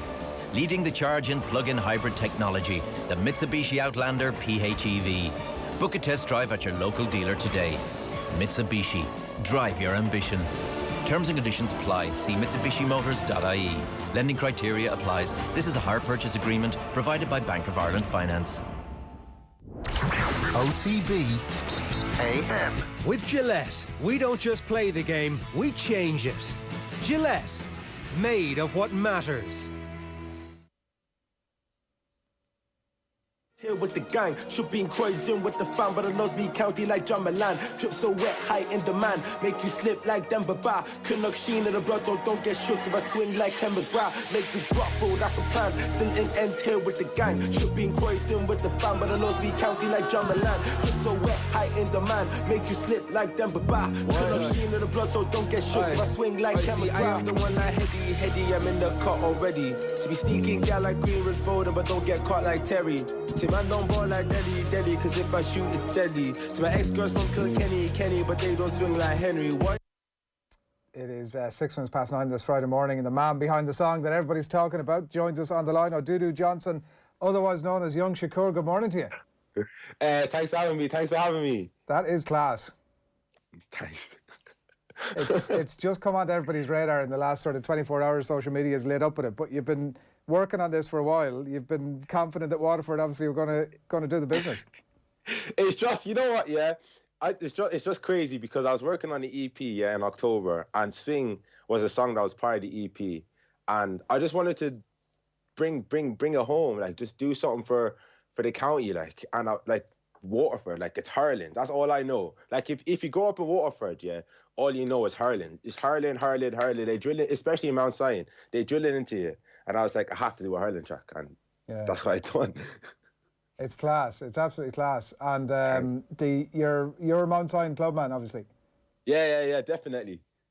And so had you released this early in the year, or were you waiting until Waterford inevitably got to the final?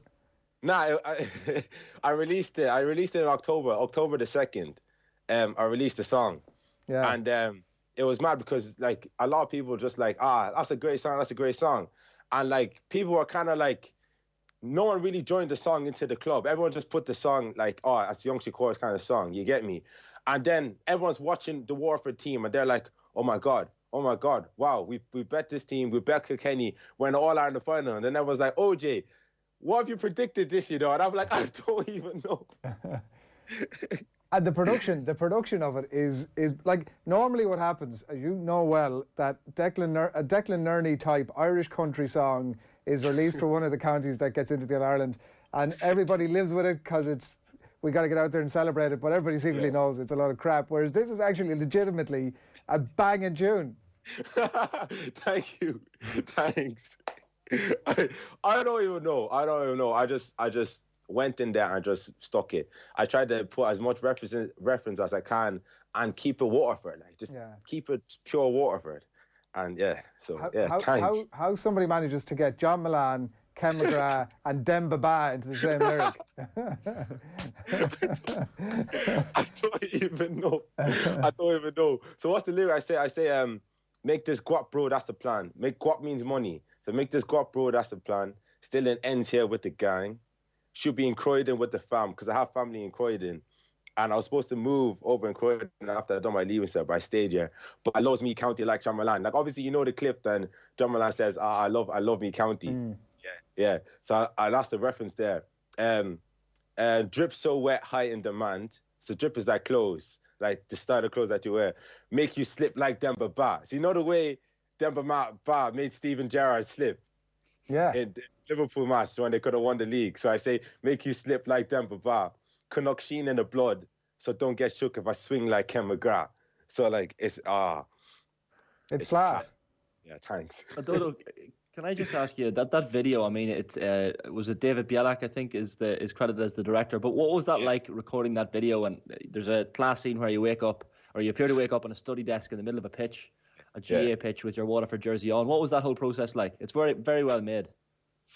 It was just like David had like he just told me like his idea, and I was like, all right, let's work around it. It was cold. I can't lie to you. Yeah, it was cold.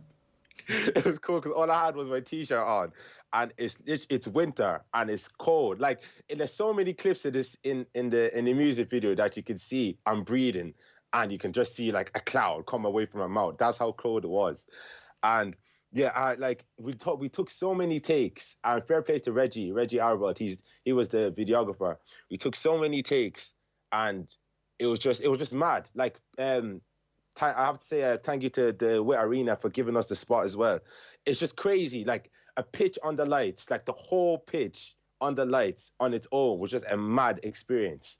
And oh my God, I don't even know what to say, man. Have you got any feedback from Ken McGrath from Austin Gleeson? Because if Waterford win at the weekend, this is going to take off even further, man. You're famous. Yeah, I don't even know. Look, I was just really in it for the music. Like I love my county. Like, to be fair, yeah. And Ken McGrath, I dropped the preview of the song around August, just late August, and Ken McGrath retweeted it, and he goes, John Milan, when are we doing a music video for it? And it kind of got a little bit of traction and stuff around the county, and everyone was kind of gassed up about it, but then it kind of died out after. And then Ken McGrath seen the tweet again, yeah, and he retweeted. He goes, I don't know what his exact words were, but it was literally like, looks like we're gonna get you in for the last 10 minutes of the game on Sunday. So I don't know. It's just, oh my God, it's just crazy. The attraction, everything that's going on, it's just mad. And I'm literally just sitting at home, just watching my phone, bop, bop, bop, bop, bop. It's just mad. I'm just so thankful. Like, what are you going to do? You're watching the game, obviously, and watching at home. You'd be there, obviously. You'd probably be on the pitch performing this song, let's face it. If people could actually get in the ground. You're going that would be class. You're going to watch the game, I presume, at home then. Yeah, most definitely. Yeah, I think so. I'd say the pubs are open, yeah, but I won't lie. Yeah. I say they'll be packed, and I'll probably get squashed if I get in as well. But like, yeah, I say we might get a few of the lads over, and then we definitely watch it. Like, it's gonna be a mad game. It's just gonna be a mad game. Like, me and the lads were watching the game against Kilkenny, yeah, and like the first half was mad, and then the second half straight away, it's like Waterford we're just on levels. Like, they just kept on doing everything mad. Like Ozzie Gleeson, the Burka, all them. Oh my God, it was the maddest match I've ever watched, and everybody else ever watched in their lives. It was just crazy. And now literally we're in the All-Ireland final. So it's like that. If you come to the streets of Waterford, yeah, you can just see blue and white everywhere. Like, everybody is just buzzing for this. And it's a proud moment for Waterford either way. That's brilliant, yeah, exactly. And like we've been saying earlier on, this Waterford team might be around for a while as well. People want to check it out. It's Swing. It's available. Tell people where to go to get it. It's available on Spotify, Apple Music, iTunes, SoundCloud, Tidal, literally every streaming platform. And the music video is up on my YouTube, Young Shakur. You've got to promise us, if Waterford win, you're coming on you're opening the show on Monday morning with a live performance. Most definitely. Is that it locked in now, right? There's no backing out. You've committed now. Nah. I'm in. 100%. Odudu Johnson, Young Shakur, that was absolutely class. And enjoy the game at the weekend. Hope you come out on the right side of it. Thank you so much. I appreciate this opportunity. Thank you. Great stuff. Thanks a million. That is class. It has to be said. Phil, have you listened to it? Yeah, I like it. You having it? Yeah, absolutely. I think, remember when Donegal won in 2012? The PA system blared out a bit of Jimmy's winning matches. Yeah, it's the only other half credible song. I didn't like the shade you threw at Declan Ernie, by the way.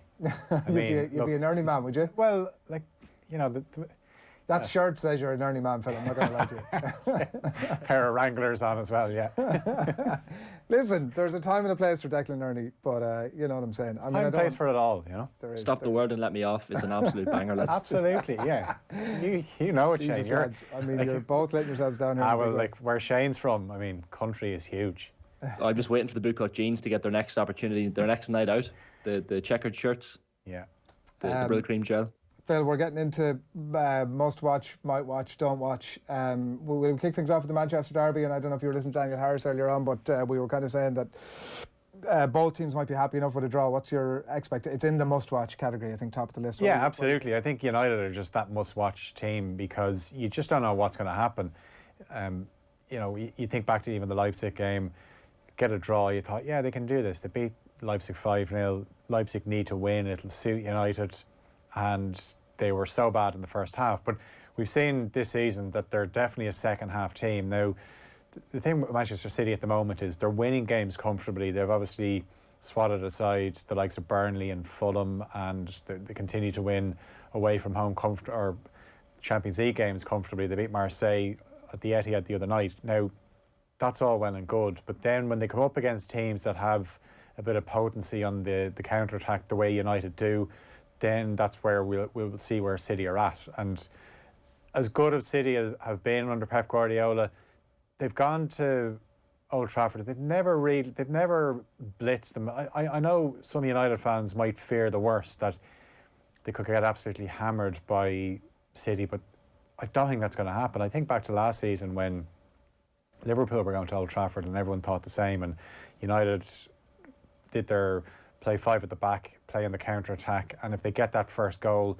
then they become a much tougher nut to crack because they can just sit deep and they'll always have that threat on the break with the pace of Rashford, and obviously Bruno Fernandes has been added to the team. The last game at Old Trafford with fans was the Manchester Derby, and I wonder, is that maybe a little insight of what might happen at certain points tomorrow, where United will be happy enough to let City have the ball, say, can you break us down? And if a pass goes stray, then straight onto the attack, and we'll see exactly how good City are. We know, as I said, they're always going to be teams like Fulham and Burnley. I included City and Fulham in my don't watch last weekend because I said City will be a couple of goals up after 20 minutes. They were 2-0 up after about half an hour. So, yeah, it's...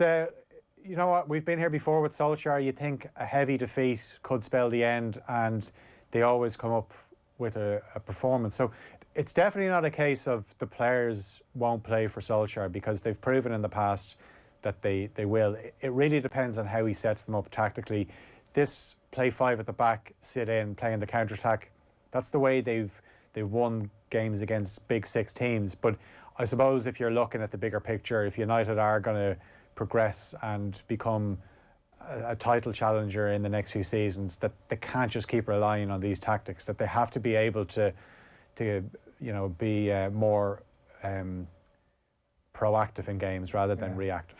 You've Leeds West Ham also in the must watch, and Everton Chelsea. Are Everton dining out a bit on, what's the case for Everton here, Philip? They're not sort of been on the slide a little bit after a decent start. Yeah, well, also as well, you have to take into account the start that they had. Okay, the win on the opening weekend away to Tottenham was impressive because you look at the players Tottenham have, and it was actually a really good performance, especially in midfield where Everton have been fairly poor at times in the last couple of seasons. So obviously he brought in reinforcements there with Alan and Decore, and they both played, and James Rodriguez was so impressive.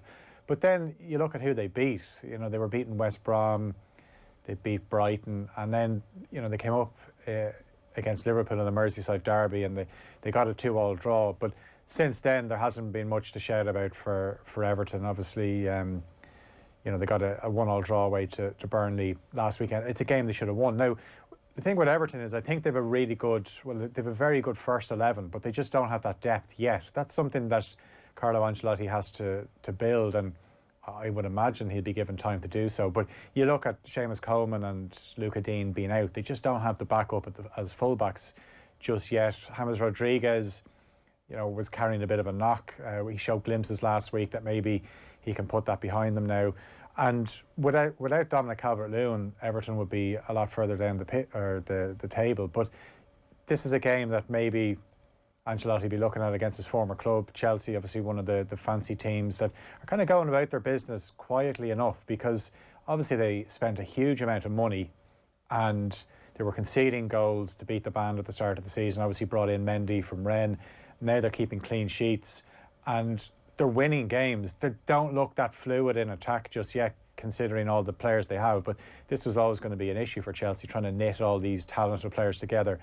But everyone seems to be talking about Tottenham being maybe the team that could break the Liverpool-Manchester City duopoly. But surely Chelsea have to be considered as one of the teams, given the talent that they have, regardless of what you think of Frank Lampard as a coach, because we don't really know just yet exactly where he's at. But with a team and players that good, surely they can't be too far away. You're not watching Wolves Villa, Newcastle West Brom or Southampton Sheffield United, but there is one game that you're excitedly about to tell us, Phil, that you've promoted from Might Watch up into the top tier. Yeah, because I was thinking Crystal Palace Tottenham, is it? And then I had a rethink about it. I was like, of course I got to watch this one, because Tottenham have shown in the last few weeks how good they are playing on the counter-attack. They played a perfect game against Manchester City. Let City have the ball, but then when you get it, attack with purpose. They started that game against Chelsea at Stamford Bridge very similar fashion, but Chelsea obviously decided, right, we can't get caught out here. But Crystal Palace now throws up a different proposition for Spurs, because Palace, like Spurs, like to play on the break, and obviously Wilfried Zaha is back. We've seen what happens when Zaha comes back into the team. They hammered West Brom 5-1 last weekend. Obviously they've got Eze as well. They've got real pace on the break. So Roy Hodgson will set them up to sit back and try and soak up the Spurs pressure and play on the break. So it's a game where the first goal will be crucial. There'll be a few fans inside Sellers Park as well, which should add to it. And it's worth looking at just to see how Tottenham cope with a team that want to do the Tottenham what Spurs are trying to do to teams. Gareth Bale pinging in free kicks like that. If he starts 40 yards out. If he starts, I mean, the kind of feeling at the moment is that Mourinho doesn't trust him just yet, but he's only getting back to fitness. He's had so many injury problems, but Harry Kane obviously will come back into the starting 11, and you'd be wondering. I know Matt Doherty started last night, but I think Serge Aurier hasn't done anything wrong since he's come back into the starting 11 to warrant Doherty coming back into the Premier League 11. All right, Phil, we're going to wrap it there. You have Fulham, Liverpool on your Might Watch, Arsenal, Burnley and Leicester, Brighton as well. Packed card of action over the weekend. Phil, thanks a million. Thank you. As always, marking our card for the weekend to save people the time of having to leaf through the fixture list. That's your card mark now for the weekend. Last chance to enter our competition for this morning. It's all in the run into Christmas and helping you to celebrate an unusual festive season and to stay close as well to the team of us. Vodafone want to fill your Christmas stocking. Every morning this week on OTB AM we've been giving away some great gifts, and this morning is the best of the lot, I'd argue. You can win yourself a Lions jersey, a set of wireless sports headphones and an Irish Rugby jersey that has been signed just recently by the entire current Ireland Rugby squad. It's a really cool thing and it's a rare thing and a valuable thing, and certainly something you want to get your hands on. And to do that, to get your name in the hat, just tell us who is today's mystery voice. All these different channels, social media included, podcasts included. I love the fact that you can cut out the middleman. And to enter, just WhatsApp your answer to OTB at 0879 180 180 and we'll reveal the answer and the winner before we leave you at 10 a.m. this morning. All of that with thanks to Vodafone, main sponsors of the Irish rugby team. Now, we are delighted to bring you this next piece. It's in partnership with Bank of Ireland, who are proud sponsors of rugby in Ireland and sponsors of the 4 competing provinces of Connacht, Leinster, Munster and Ulster Rugby. They're also celebrating those who never stop competing on and off the pitch. There was a really good piece that Owen did with Lindsay Peat last month. Worth checking out on the Off the Ball YouTube channel. But right now we're bringing you this. It's the Connacht rugby player Sean O'Brien and his sister, one of Ireland's star para-rowers, Katie O'Brien, all in conversation with our very own Shane Hannon. Take a look.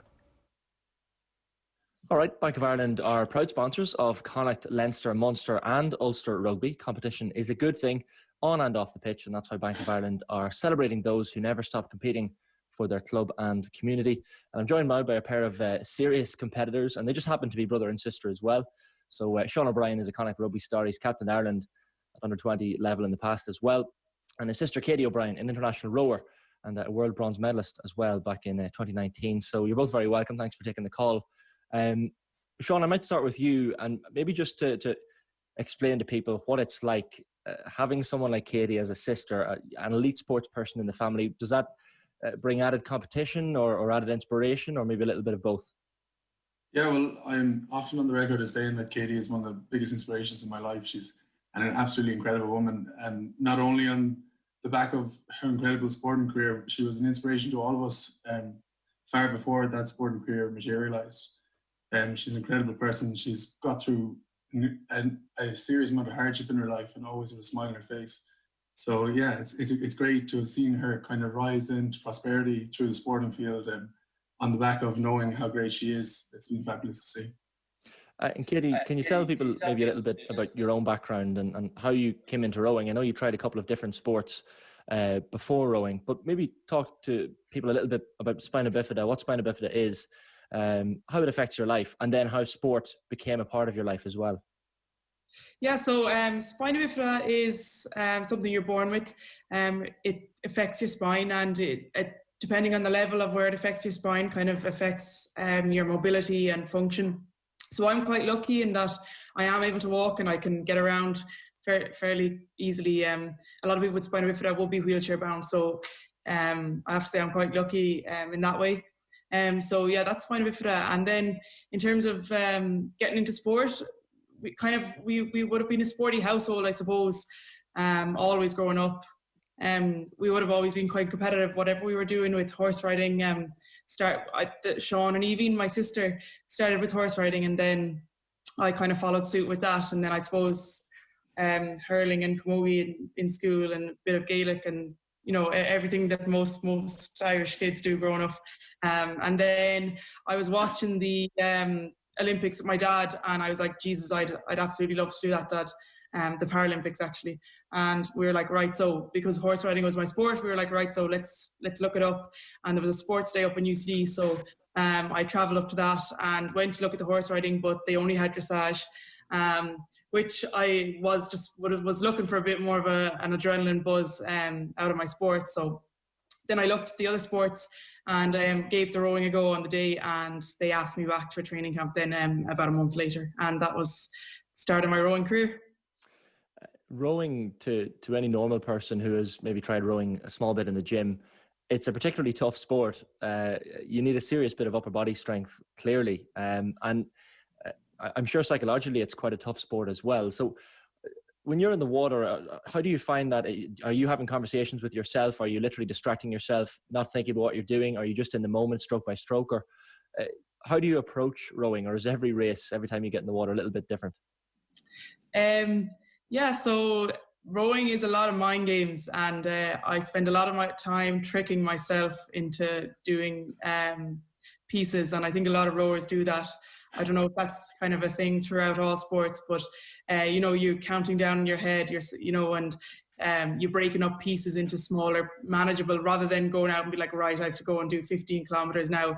You break it down and be like, okay, for this kilometer, I'm going to focus on maybe like a certain part of your technique, and breaking it down like that and basically tricking your brain into not thinking about the whole big session and breaking things down into smaller, shorter term goals is probably how I approach rowing and things like that. I suppose, Sean, from your perspective, I mean, you've gone from strength to strength with Connacht over the last number of years.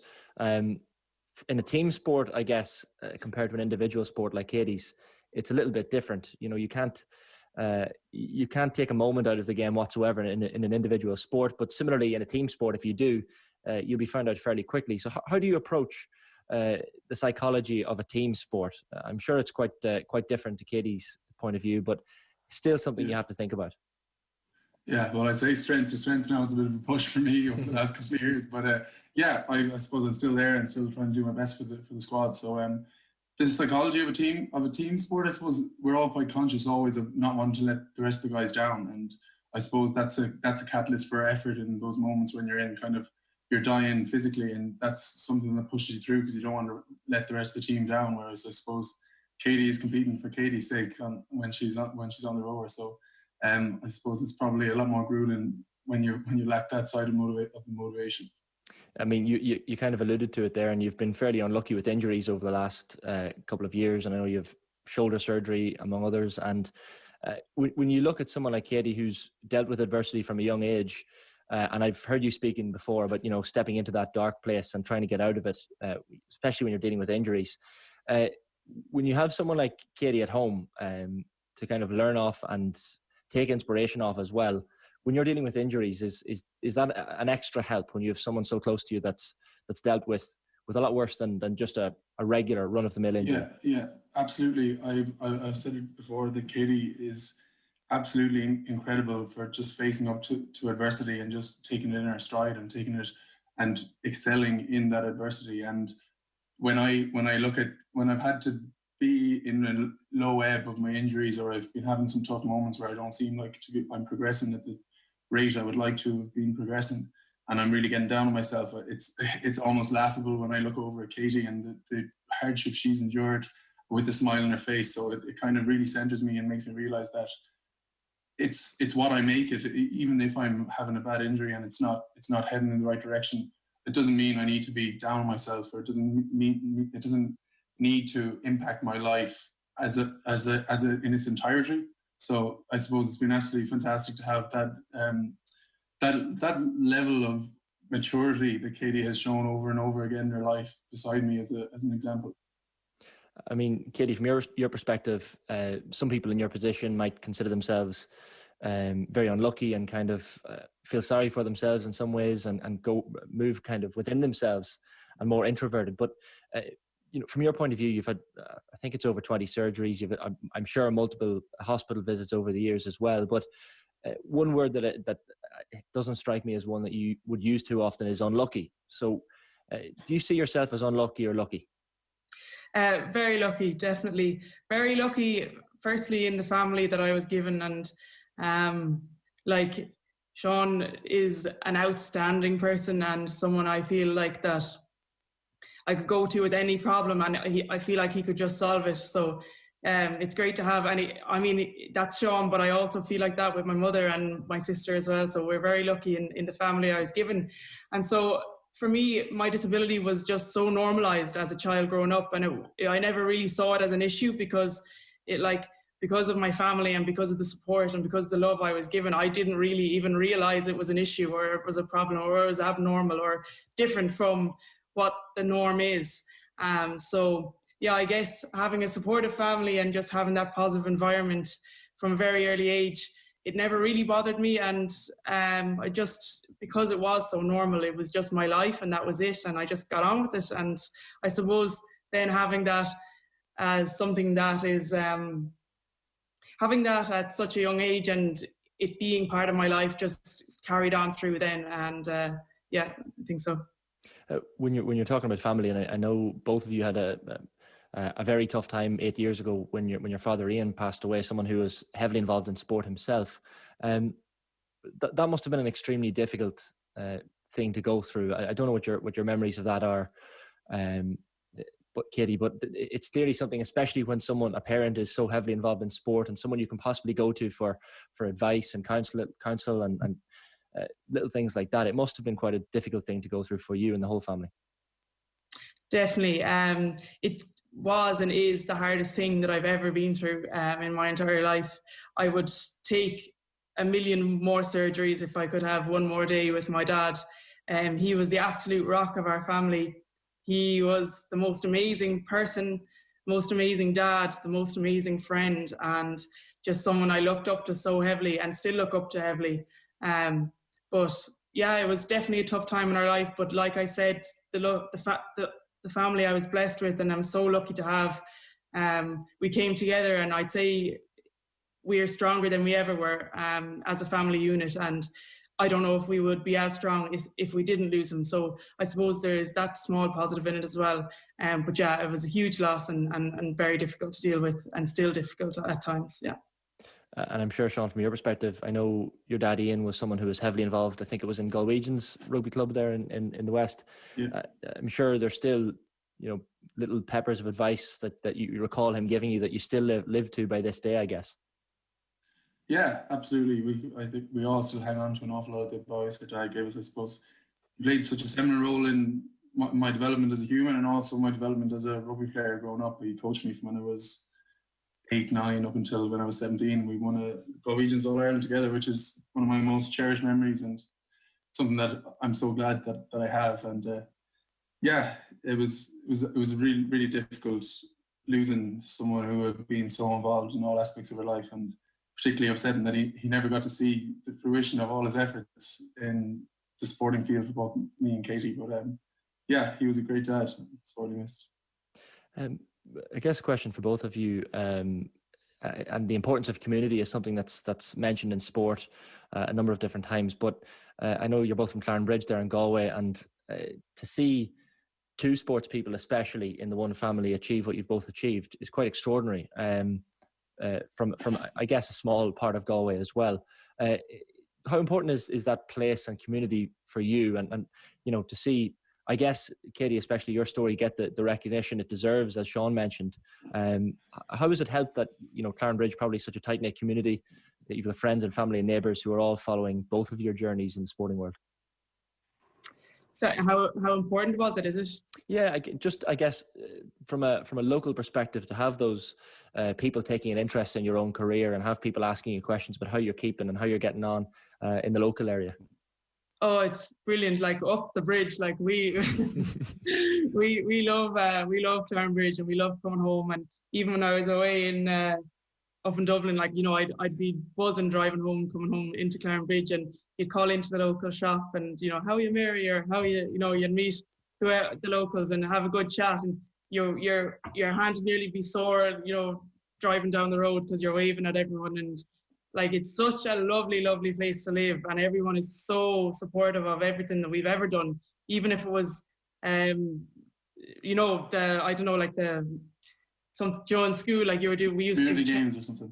Community games, yeah, or the chess tournament. Like, it was nearly as big a deal as Sean going and playing the final of the Pro 14, or Pro 12 at the time.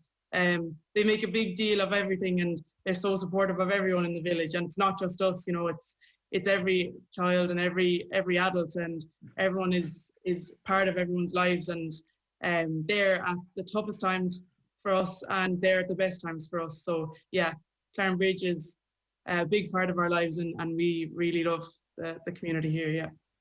It's an interesting one as well, that I know, Sean, you're involved in professional sport, but we had Jack McCaffrey speaking on the Bernard Brogan podcast and Off the Ball very recently, and I guess involved in an amateur sport in GEA, but still an elite athlete, and someone who left the Dublin panel with a number of other plates to spin in his life. He was practicing medicine and still learning the ropes in that field. So, Katie, if I'm not mistaken, you're involved in veterinary, and how do you find balancing all those things in your life? Like, clearly your studies, your work, your sport, and everything else, dealing with relationships, family relationships, and otherwise. I mean, is that a tough thing for you at times? Yeah, balance. It's a balancing act, and sometimes the balance doesn't quite work out either. So it's definitely something that I had to work on a lot. I'm lucky at the moment that I'm now kind of full-time training, so I can really just focus in on the rowing, which is great. But definitely last year I struggled at times, and I often felt like I wasn't giving my best and full attention to one or the other, that something was kind of missing out at times. But really for me, I think the most important thing was organisation and having allocated times and planning your days and planning your time really, really well. And that kind of allows you to do both and to do everything that you want. Because I actually heard someone say recently, Africa actually, she's another rower, that the times when you're rowing, it's often early in the morning or late in the evening. So that time really wouldn't be spent doing much else. So you may as well be rowing. So yeah, I think that was a nice way to put it. So you can fit it in if you want, and if it's something you really want to do, I think there's always time for it. What's your ambitions then for the next year? I know the Tokyo Paralympics were obviously postponed until next year because of the pandemic, but is your hope to be there next year? And I know you've been looking for a double sculls partner as well. Are you any further along in that pursuit? Yeah, so there's one or two guys now on the horizon. For a doubles partner, for me, it has to be a male. So it halves the population, which makes things a little bit harder. And it's a very specific disability that they have to have, which is also making things difficult to find someone. But yeah, they are looking at a few guys now at the moment. So hopefully something comes of that. And my plan would then be to go on and compete in the qualification regatta in May and qualify both for Tokyo 2021. So the extra year because of COVID was actually a blessing for me, really. Well, listen, guys, the best of luck in all of your endeavours over the next little while. I should mention before we leave, Bank of Ireland are sponsoring the competing provinces of Connacht, Leinster, Munster and Ulster Rugby, because competition's a good thing. It fuels rugby in Ireland, connects our communities, and that's why they're celebrating those who never stop competing. So Sean O'Brien, Connacht rugby star, and Katie O'Brien, Irish rower and world medalist as well. Thank you both for your time, and up the bridge, I guess we should end on. The bridge. Up the bridge. The price of real estate in Claren Bridge and a rocket now. Yeah. Really good stuff, Shane, in conversation with the O'Briens there. Lovely chat, and you can check it out up on our YouTube page as well if you missed any of that. Really, really nice stuff from the guys. So just a bit of a reminder for you that, OTB Sports Radio, you can check out the busy programme of programming across the day today. OTB Gold bringing Emmanuel Petit your way from 1 o'clock today. Friday Night Racing will be live in your ears and in your eyeballs at 3 o'clock.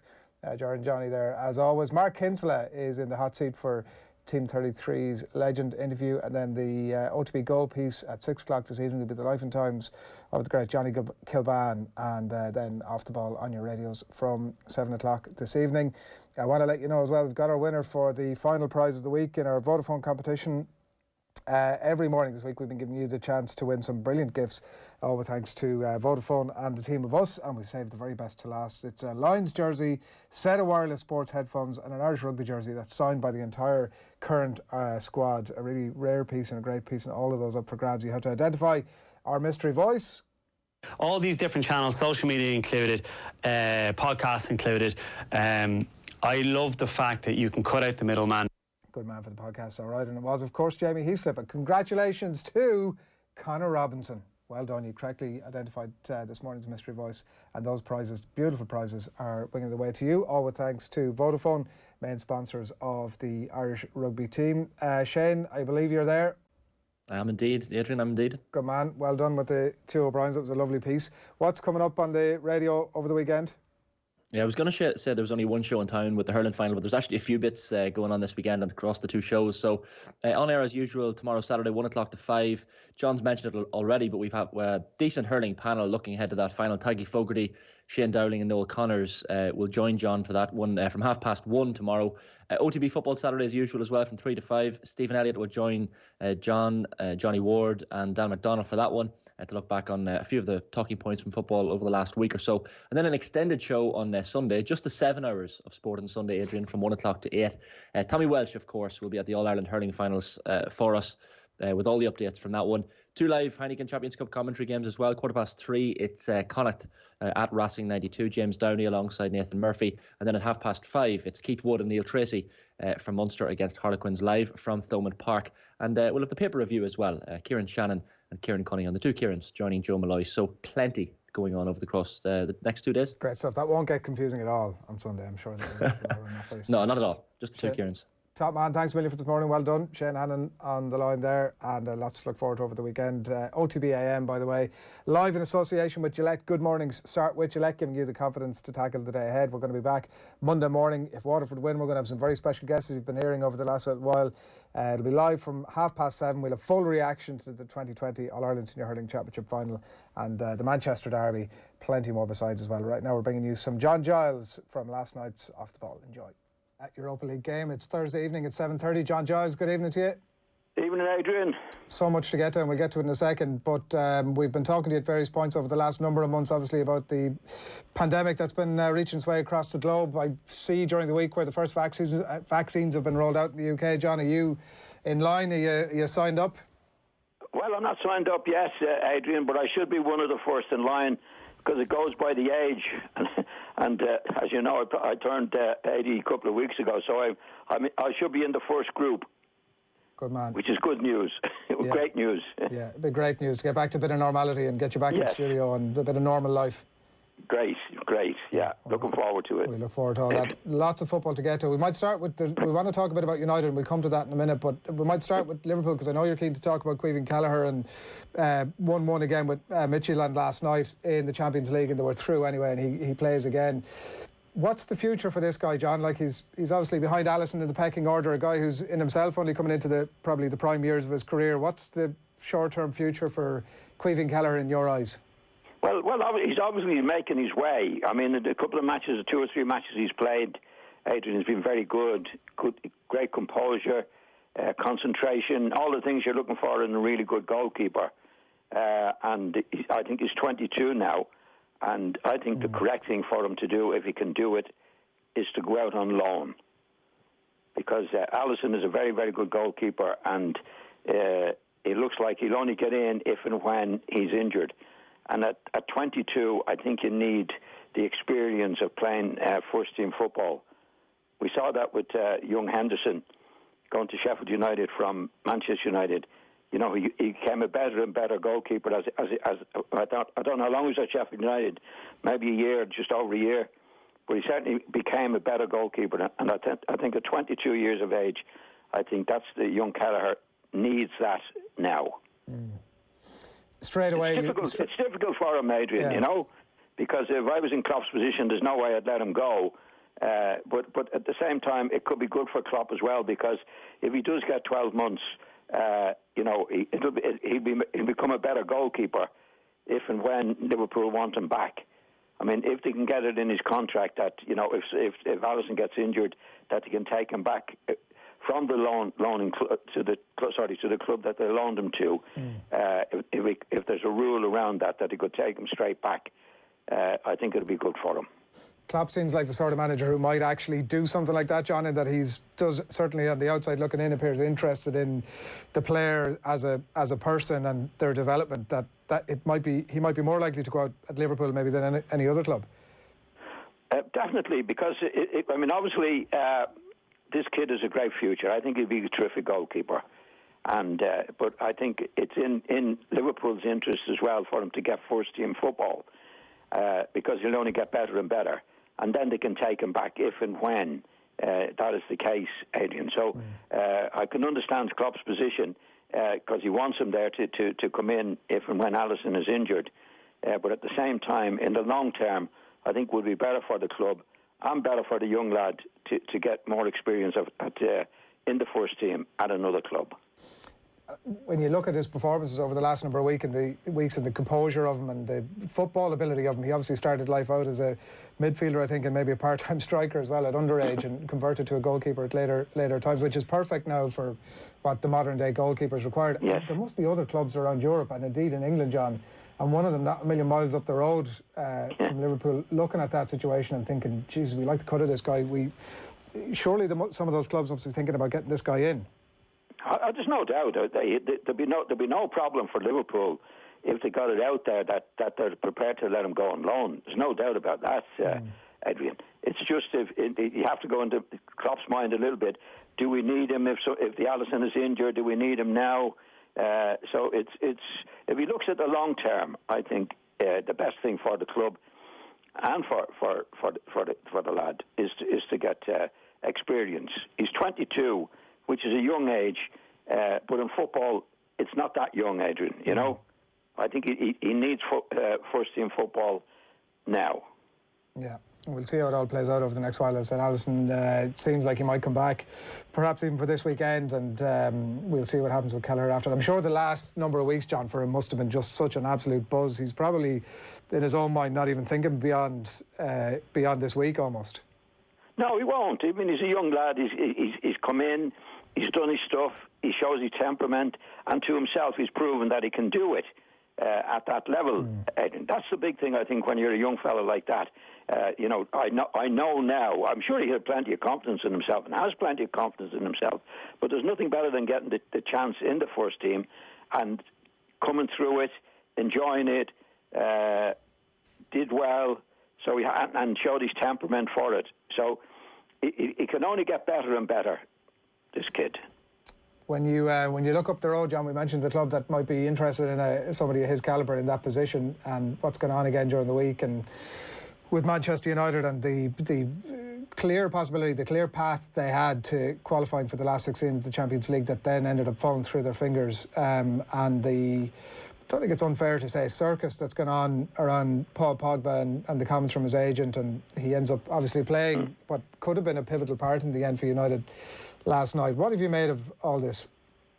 It's rubbish. Well, first of all, I'd have to mention they do have Henderson there, the lad who did go out to Sheffield United, as you know, and did extremely well. Whether he's going to get into the team or not, but the experience with Sheffield United certainly did him a lot of good. Now, to go back to the situation at Manchester United generally, it's not good, Adrian. You know, they go last night and they're knocked out of the Champions League, haven't had a good start to it, and you know, Pogba is at the centre of all these bad decisions and bad play, I think, since he's come to the club, Adrian. You know, he had Mourinho there, and Mourinho is a terrific, proven again at Spurs, he's a terrific manager, but I don't think he ever got rid of the Pogba problem there. I don't think he could control him. I think all the great managers control the players. They're in charge. They seem to be in charge, and they are in charge. And in Mourinho's case, he'd always had that. But I don't think he ever got Pogba. I don't think he ever got in charge of Pogba. And I think that led, I think, to Mourinho leaving. And I think Solskjaer now has inherited that problem, and it is a problem. I mean, he had his man that got him there in the first place. What's his name? The agent Raiola, having the Raiola, having the article in the paper the day of a very, very important match for Manchester United, that Pogba's leaving. He's going to go. You know, you can't have that going on. If you go back to Ferguson's time, that never happened. Any of the great managers. Imagine that happened at Liverpool. You just can't control these guys. And Solskjaer, I don't think, is in charge of the situation generally, but they're certainly not in charge of the Pogba problem. And whatever even about Solskjaer, John, I know Damien Duff was very strong on it on the TV or on the coverage, where he said that if there was a strong dressing room, that the players themselves wouldn't have stood for it. No, I mean, the players can only do so much, you know. I think if the Solskjaer has said since he's gone in that he's had no problem with Pogba, he's a great lad, he's done his stuff, he's a world-class player, then the players can't do much about that, Adrian. It's the manager that controls. The managers don't put up, when you're really in charge as a manager, you don't put up with any of this nonsense. You get rid of problems. And I've said before publicly, maybe on our programme, like if you look at Klopp, I don't think Klopp would take Pogba for nothing. I don't think he'd have him. He wouldn't have him near the place. He's trouble. Is he talented? Yeah, definitely, very, very talented lad. Is he going to play every week for you? No, he's not. Do you know what he's going to do? I don't think any manager can control him. And certain Solskjaer can't control him. I don't think Mourinho could control him. And does that speak to a bigger issue then within United, John, in relation to Solskjaer? Because he had an opportunity right there to really stamp his authority on the Pogba situation. He didn't do that. He left him in the squad. His comments are always very encouraging about him. He looks to me to be very soft, to put it mildly, on this issue. Well, I think he's soft on it. I think the right thing to do, if anybody's misbehaving in the way that Pogba has behaved, he's there 4 years now, Adrian. He's 4 years at Old Trafford, and we're still waiting for him to do it. And all you hear is, well, on his day, and he can do this and he can do that. You know, great players don't have on their day. They just do it week in and week out. I mean, a perfect example is Fernandes, since he's come to the club. A terrific lad, plays for the team, gets on with his stuff. He's only there a few months, and he's really, really a good player, and he's contributing to the success of the team. We're still talking about Pogba after 4 years. It can't happen. You know, if you go back to Ferguson's time, Ferguson got rid of him when he was a young lad, because he just felt that he was too big-headed about himself. I think Pogba just worries about himself, gets on with what he wants to do. I don't think he's interested in the club, and you've got to get rid of guys like that. Actually, I think he was a downfall for Mourinho. Mourinho went along with Woodward, who bought him, to say he was a world-class midfield player, and I don't think Mourinho ever really felt that, Adrian. I think he went along with Woodward, who was buying him, who needed a big signing, and then Mourinho found out he couldn't control him. He didn't control him. And I think it was the first time that Mourinho, in a big club with big players, wasn't in charge of the situation. And it's no coincidence now. He's only at Spurs 12 months, and he's definitely improved the situation there. Yeah. He wasn't able to improve the situation at Old Trafford, mainly down to Pogba. And I think Solskjaer doesn't have control of this guy. And you'd be very much of the view, John, that if Solskjaer was to leave, somebody else comes in. Obviously, Pochettino have been spoken about. I'm sure there are others. They may obviously show Pogba at the door. That there's enough of a bones of a squad, of a team there to be Champions League, certainly Champions League last 16 and title contenders. They have some very, very good players. I'm not so sure Solskjaer's brought them in, but whoever's bringing them in, I mean, he's got Rashford, Greenwood, Fernandes, Martial, De Beek, Wan-Bissaka. I mean, they have a making of a really, really good team with the talent that's there. But now it takes a manager to get that all together, and I don't think they have that. I don't think Solskjaer's in charge of the situation there. He's there 2 years, don't forget.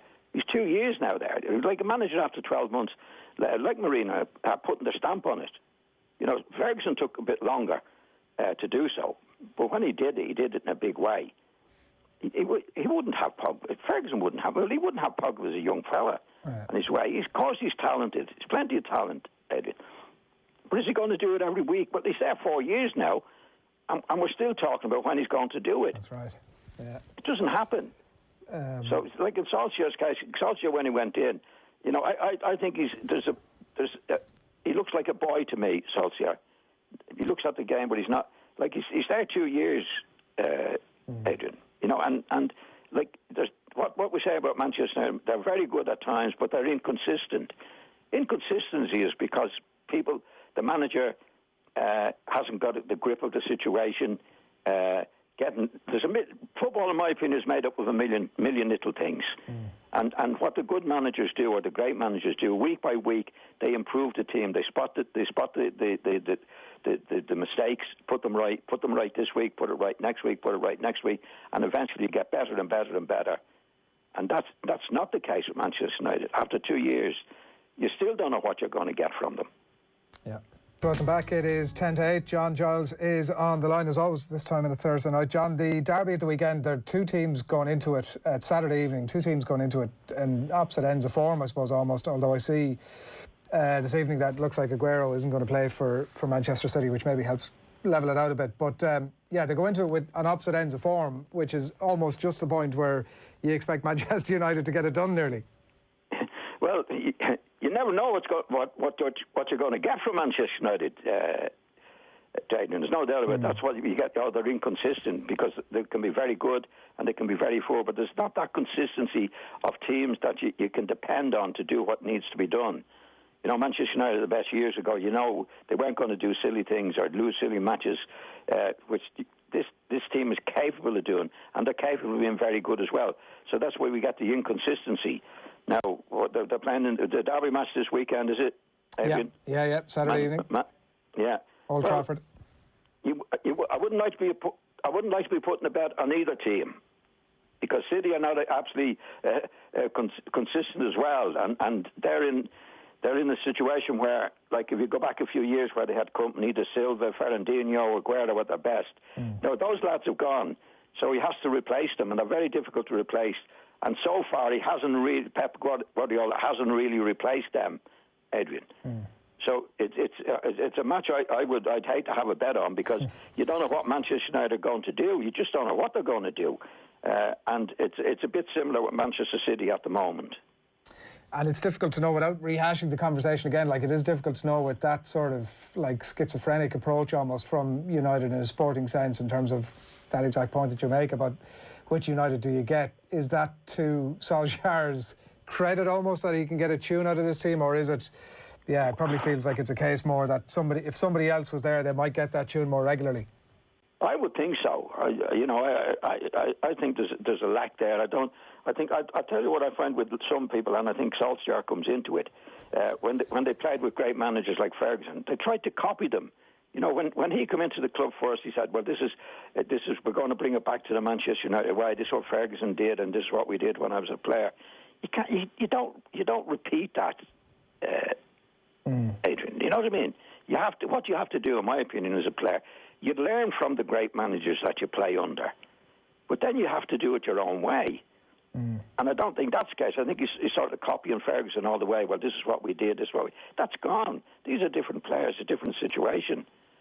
So, like, that's why you get the inconsistency, because I think after now, if he was putting things right bit by bit by bit, after 2 years, you would see something there.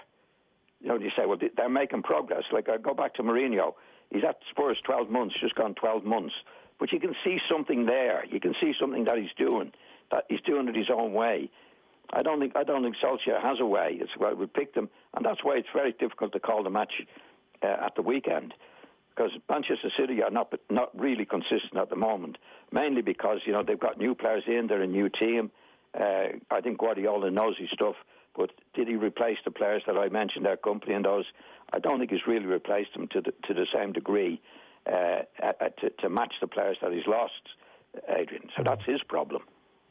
We'll see how that pans out. It's 5:30 on Saturday evening. We'll keep a keen eye on that. The other thing we did want to ask you about, John, before we let you away, Paolo Rossi, the sad passing today, 64, report saying that he had a long illness, and then his death announced today. But for anybody who watched the 82 World Cup, and I know I was reminding myself of it today on YouTube by having a look back at some of the clips. What a footballer this guy was.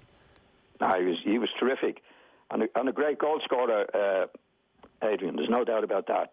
You know, when you get, he'd be up there with the top Italian players. There's no doubt about that. Yeah, he was terrific player. Yeah, and there was a bit of, I know, even in the lead into that, you're reminded of all these stories when you've long forgotten them when it arrives up. But there had been some controversy in the lead into the tournament about, there was a match fixing scandal, and there was a lot of causes can happen with these tournaments, John, where people were saying, should he be in the team at all? He was a bit out of shape, and then of course the inevitable happens, and he goes on to be Golden Boot winner, I think maybe player of the tournament, and obviously leads the line for Italy. I think when it comes to football, Adrian, and somebody's doing what he can do for the team, they forgive nearly anything. I think if you were committing murder and you were going out there and you were going to win a World Cup or score 3 goals in that, I think he did his time anyway, didn't he? Yeah, he served a 2-year ban. Yeah. Well, he's probably lucky to get away with that. Yeah. At that particular time, anyway. Yeah. All right, John. We're going to leave it there. Thanks, million. Talk to you again next week.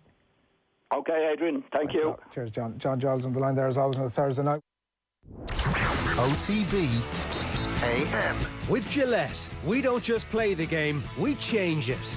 Gillette, made of what matters.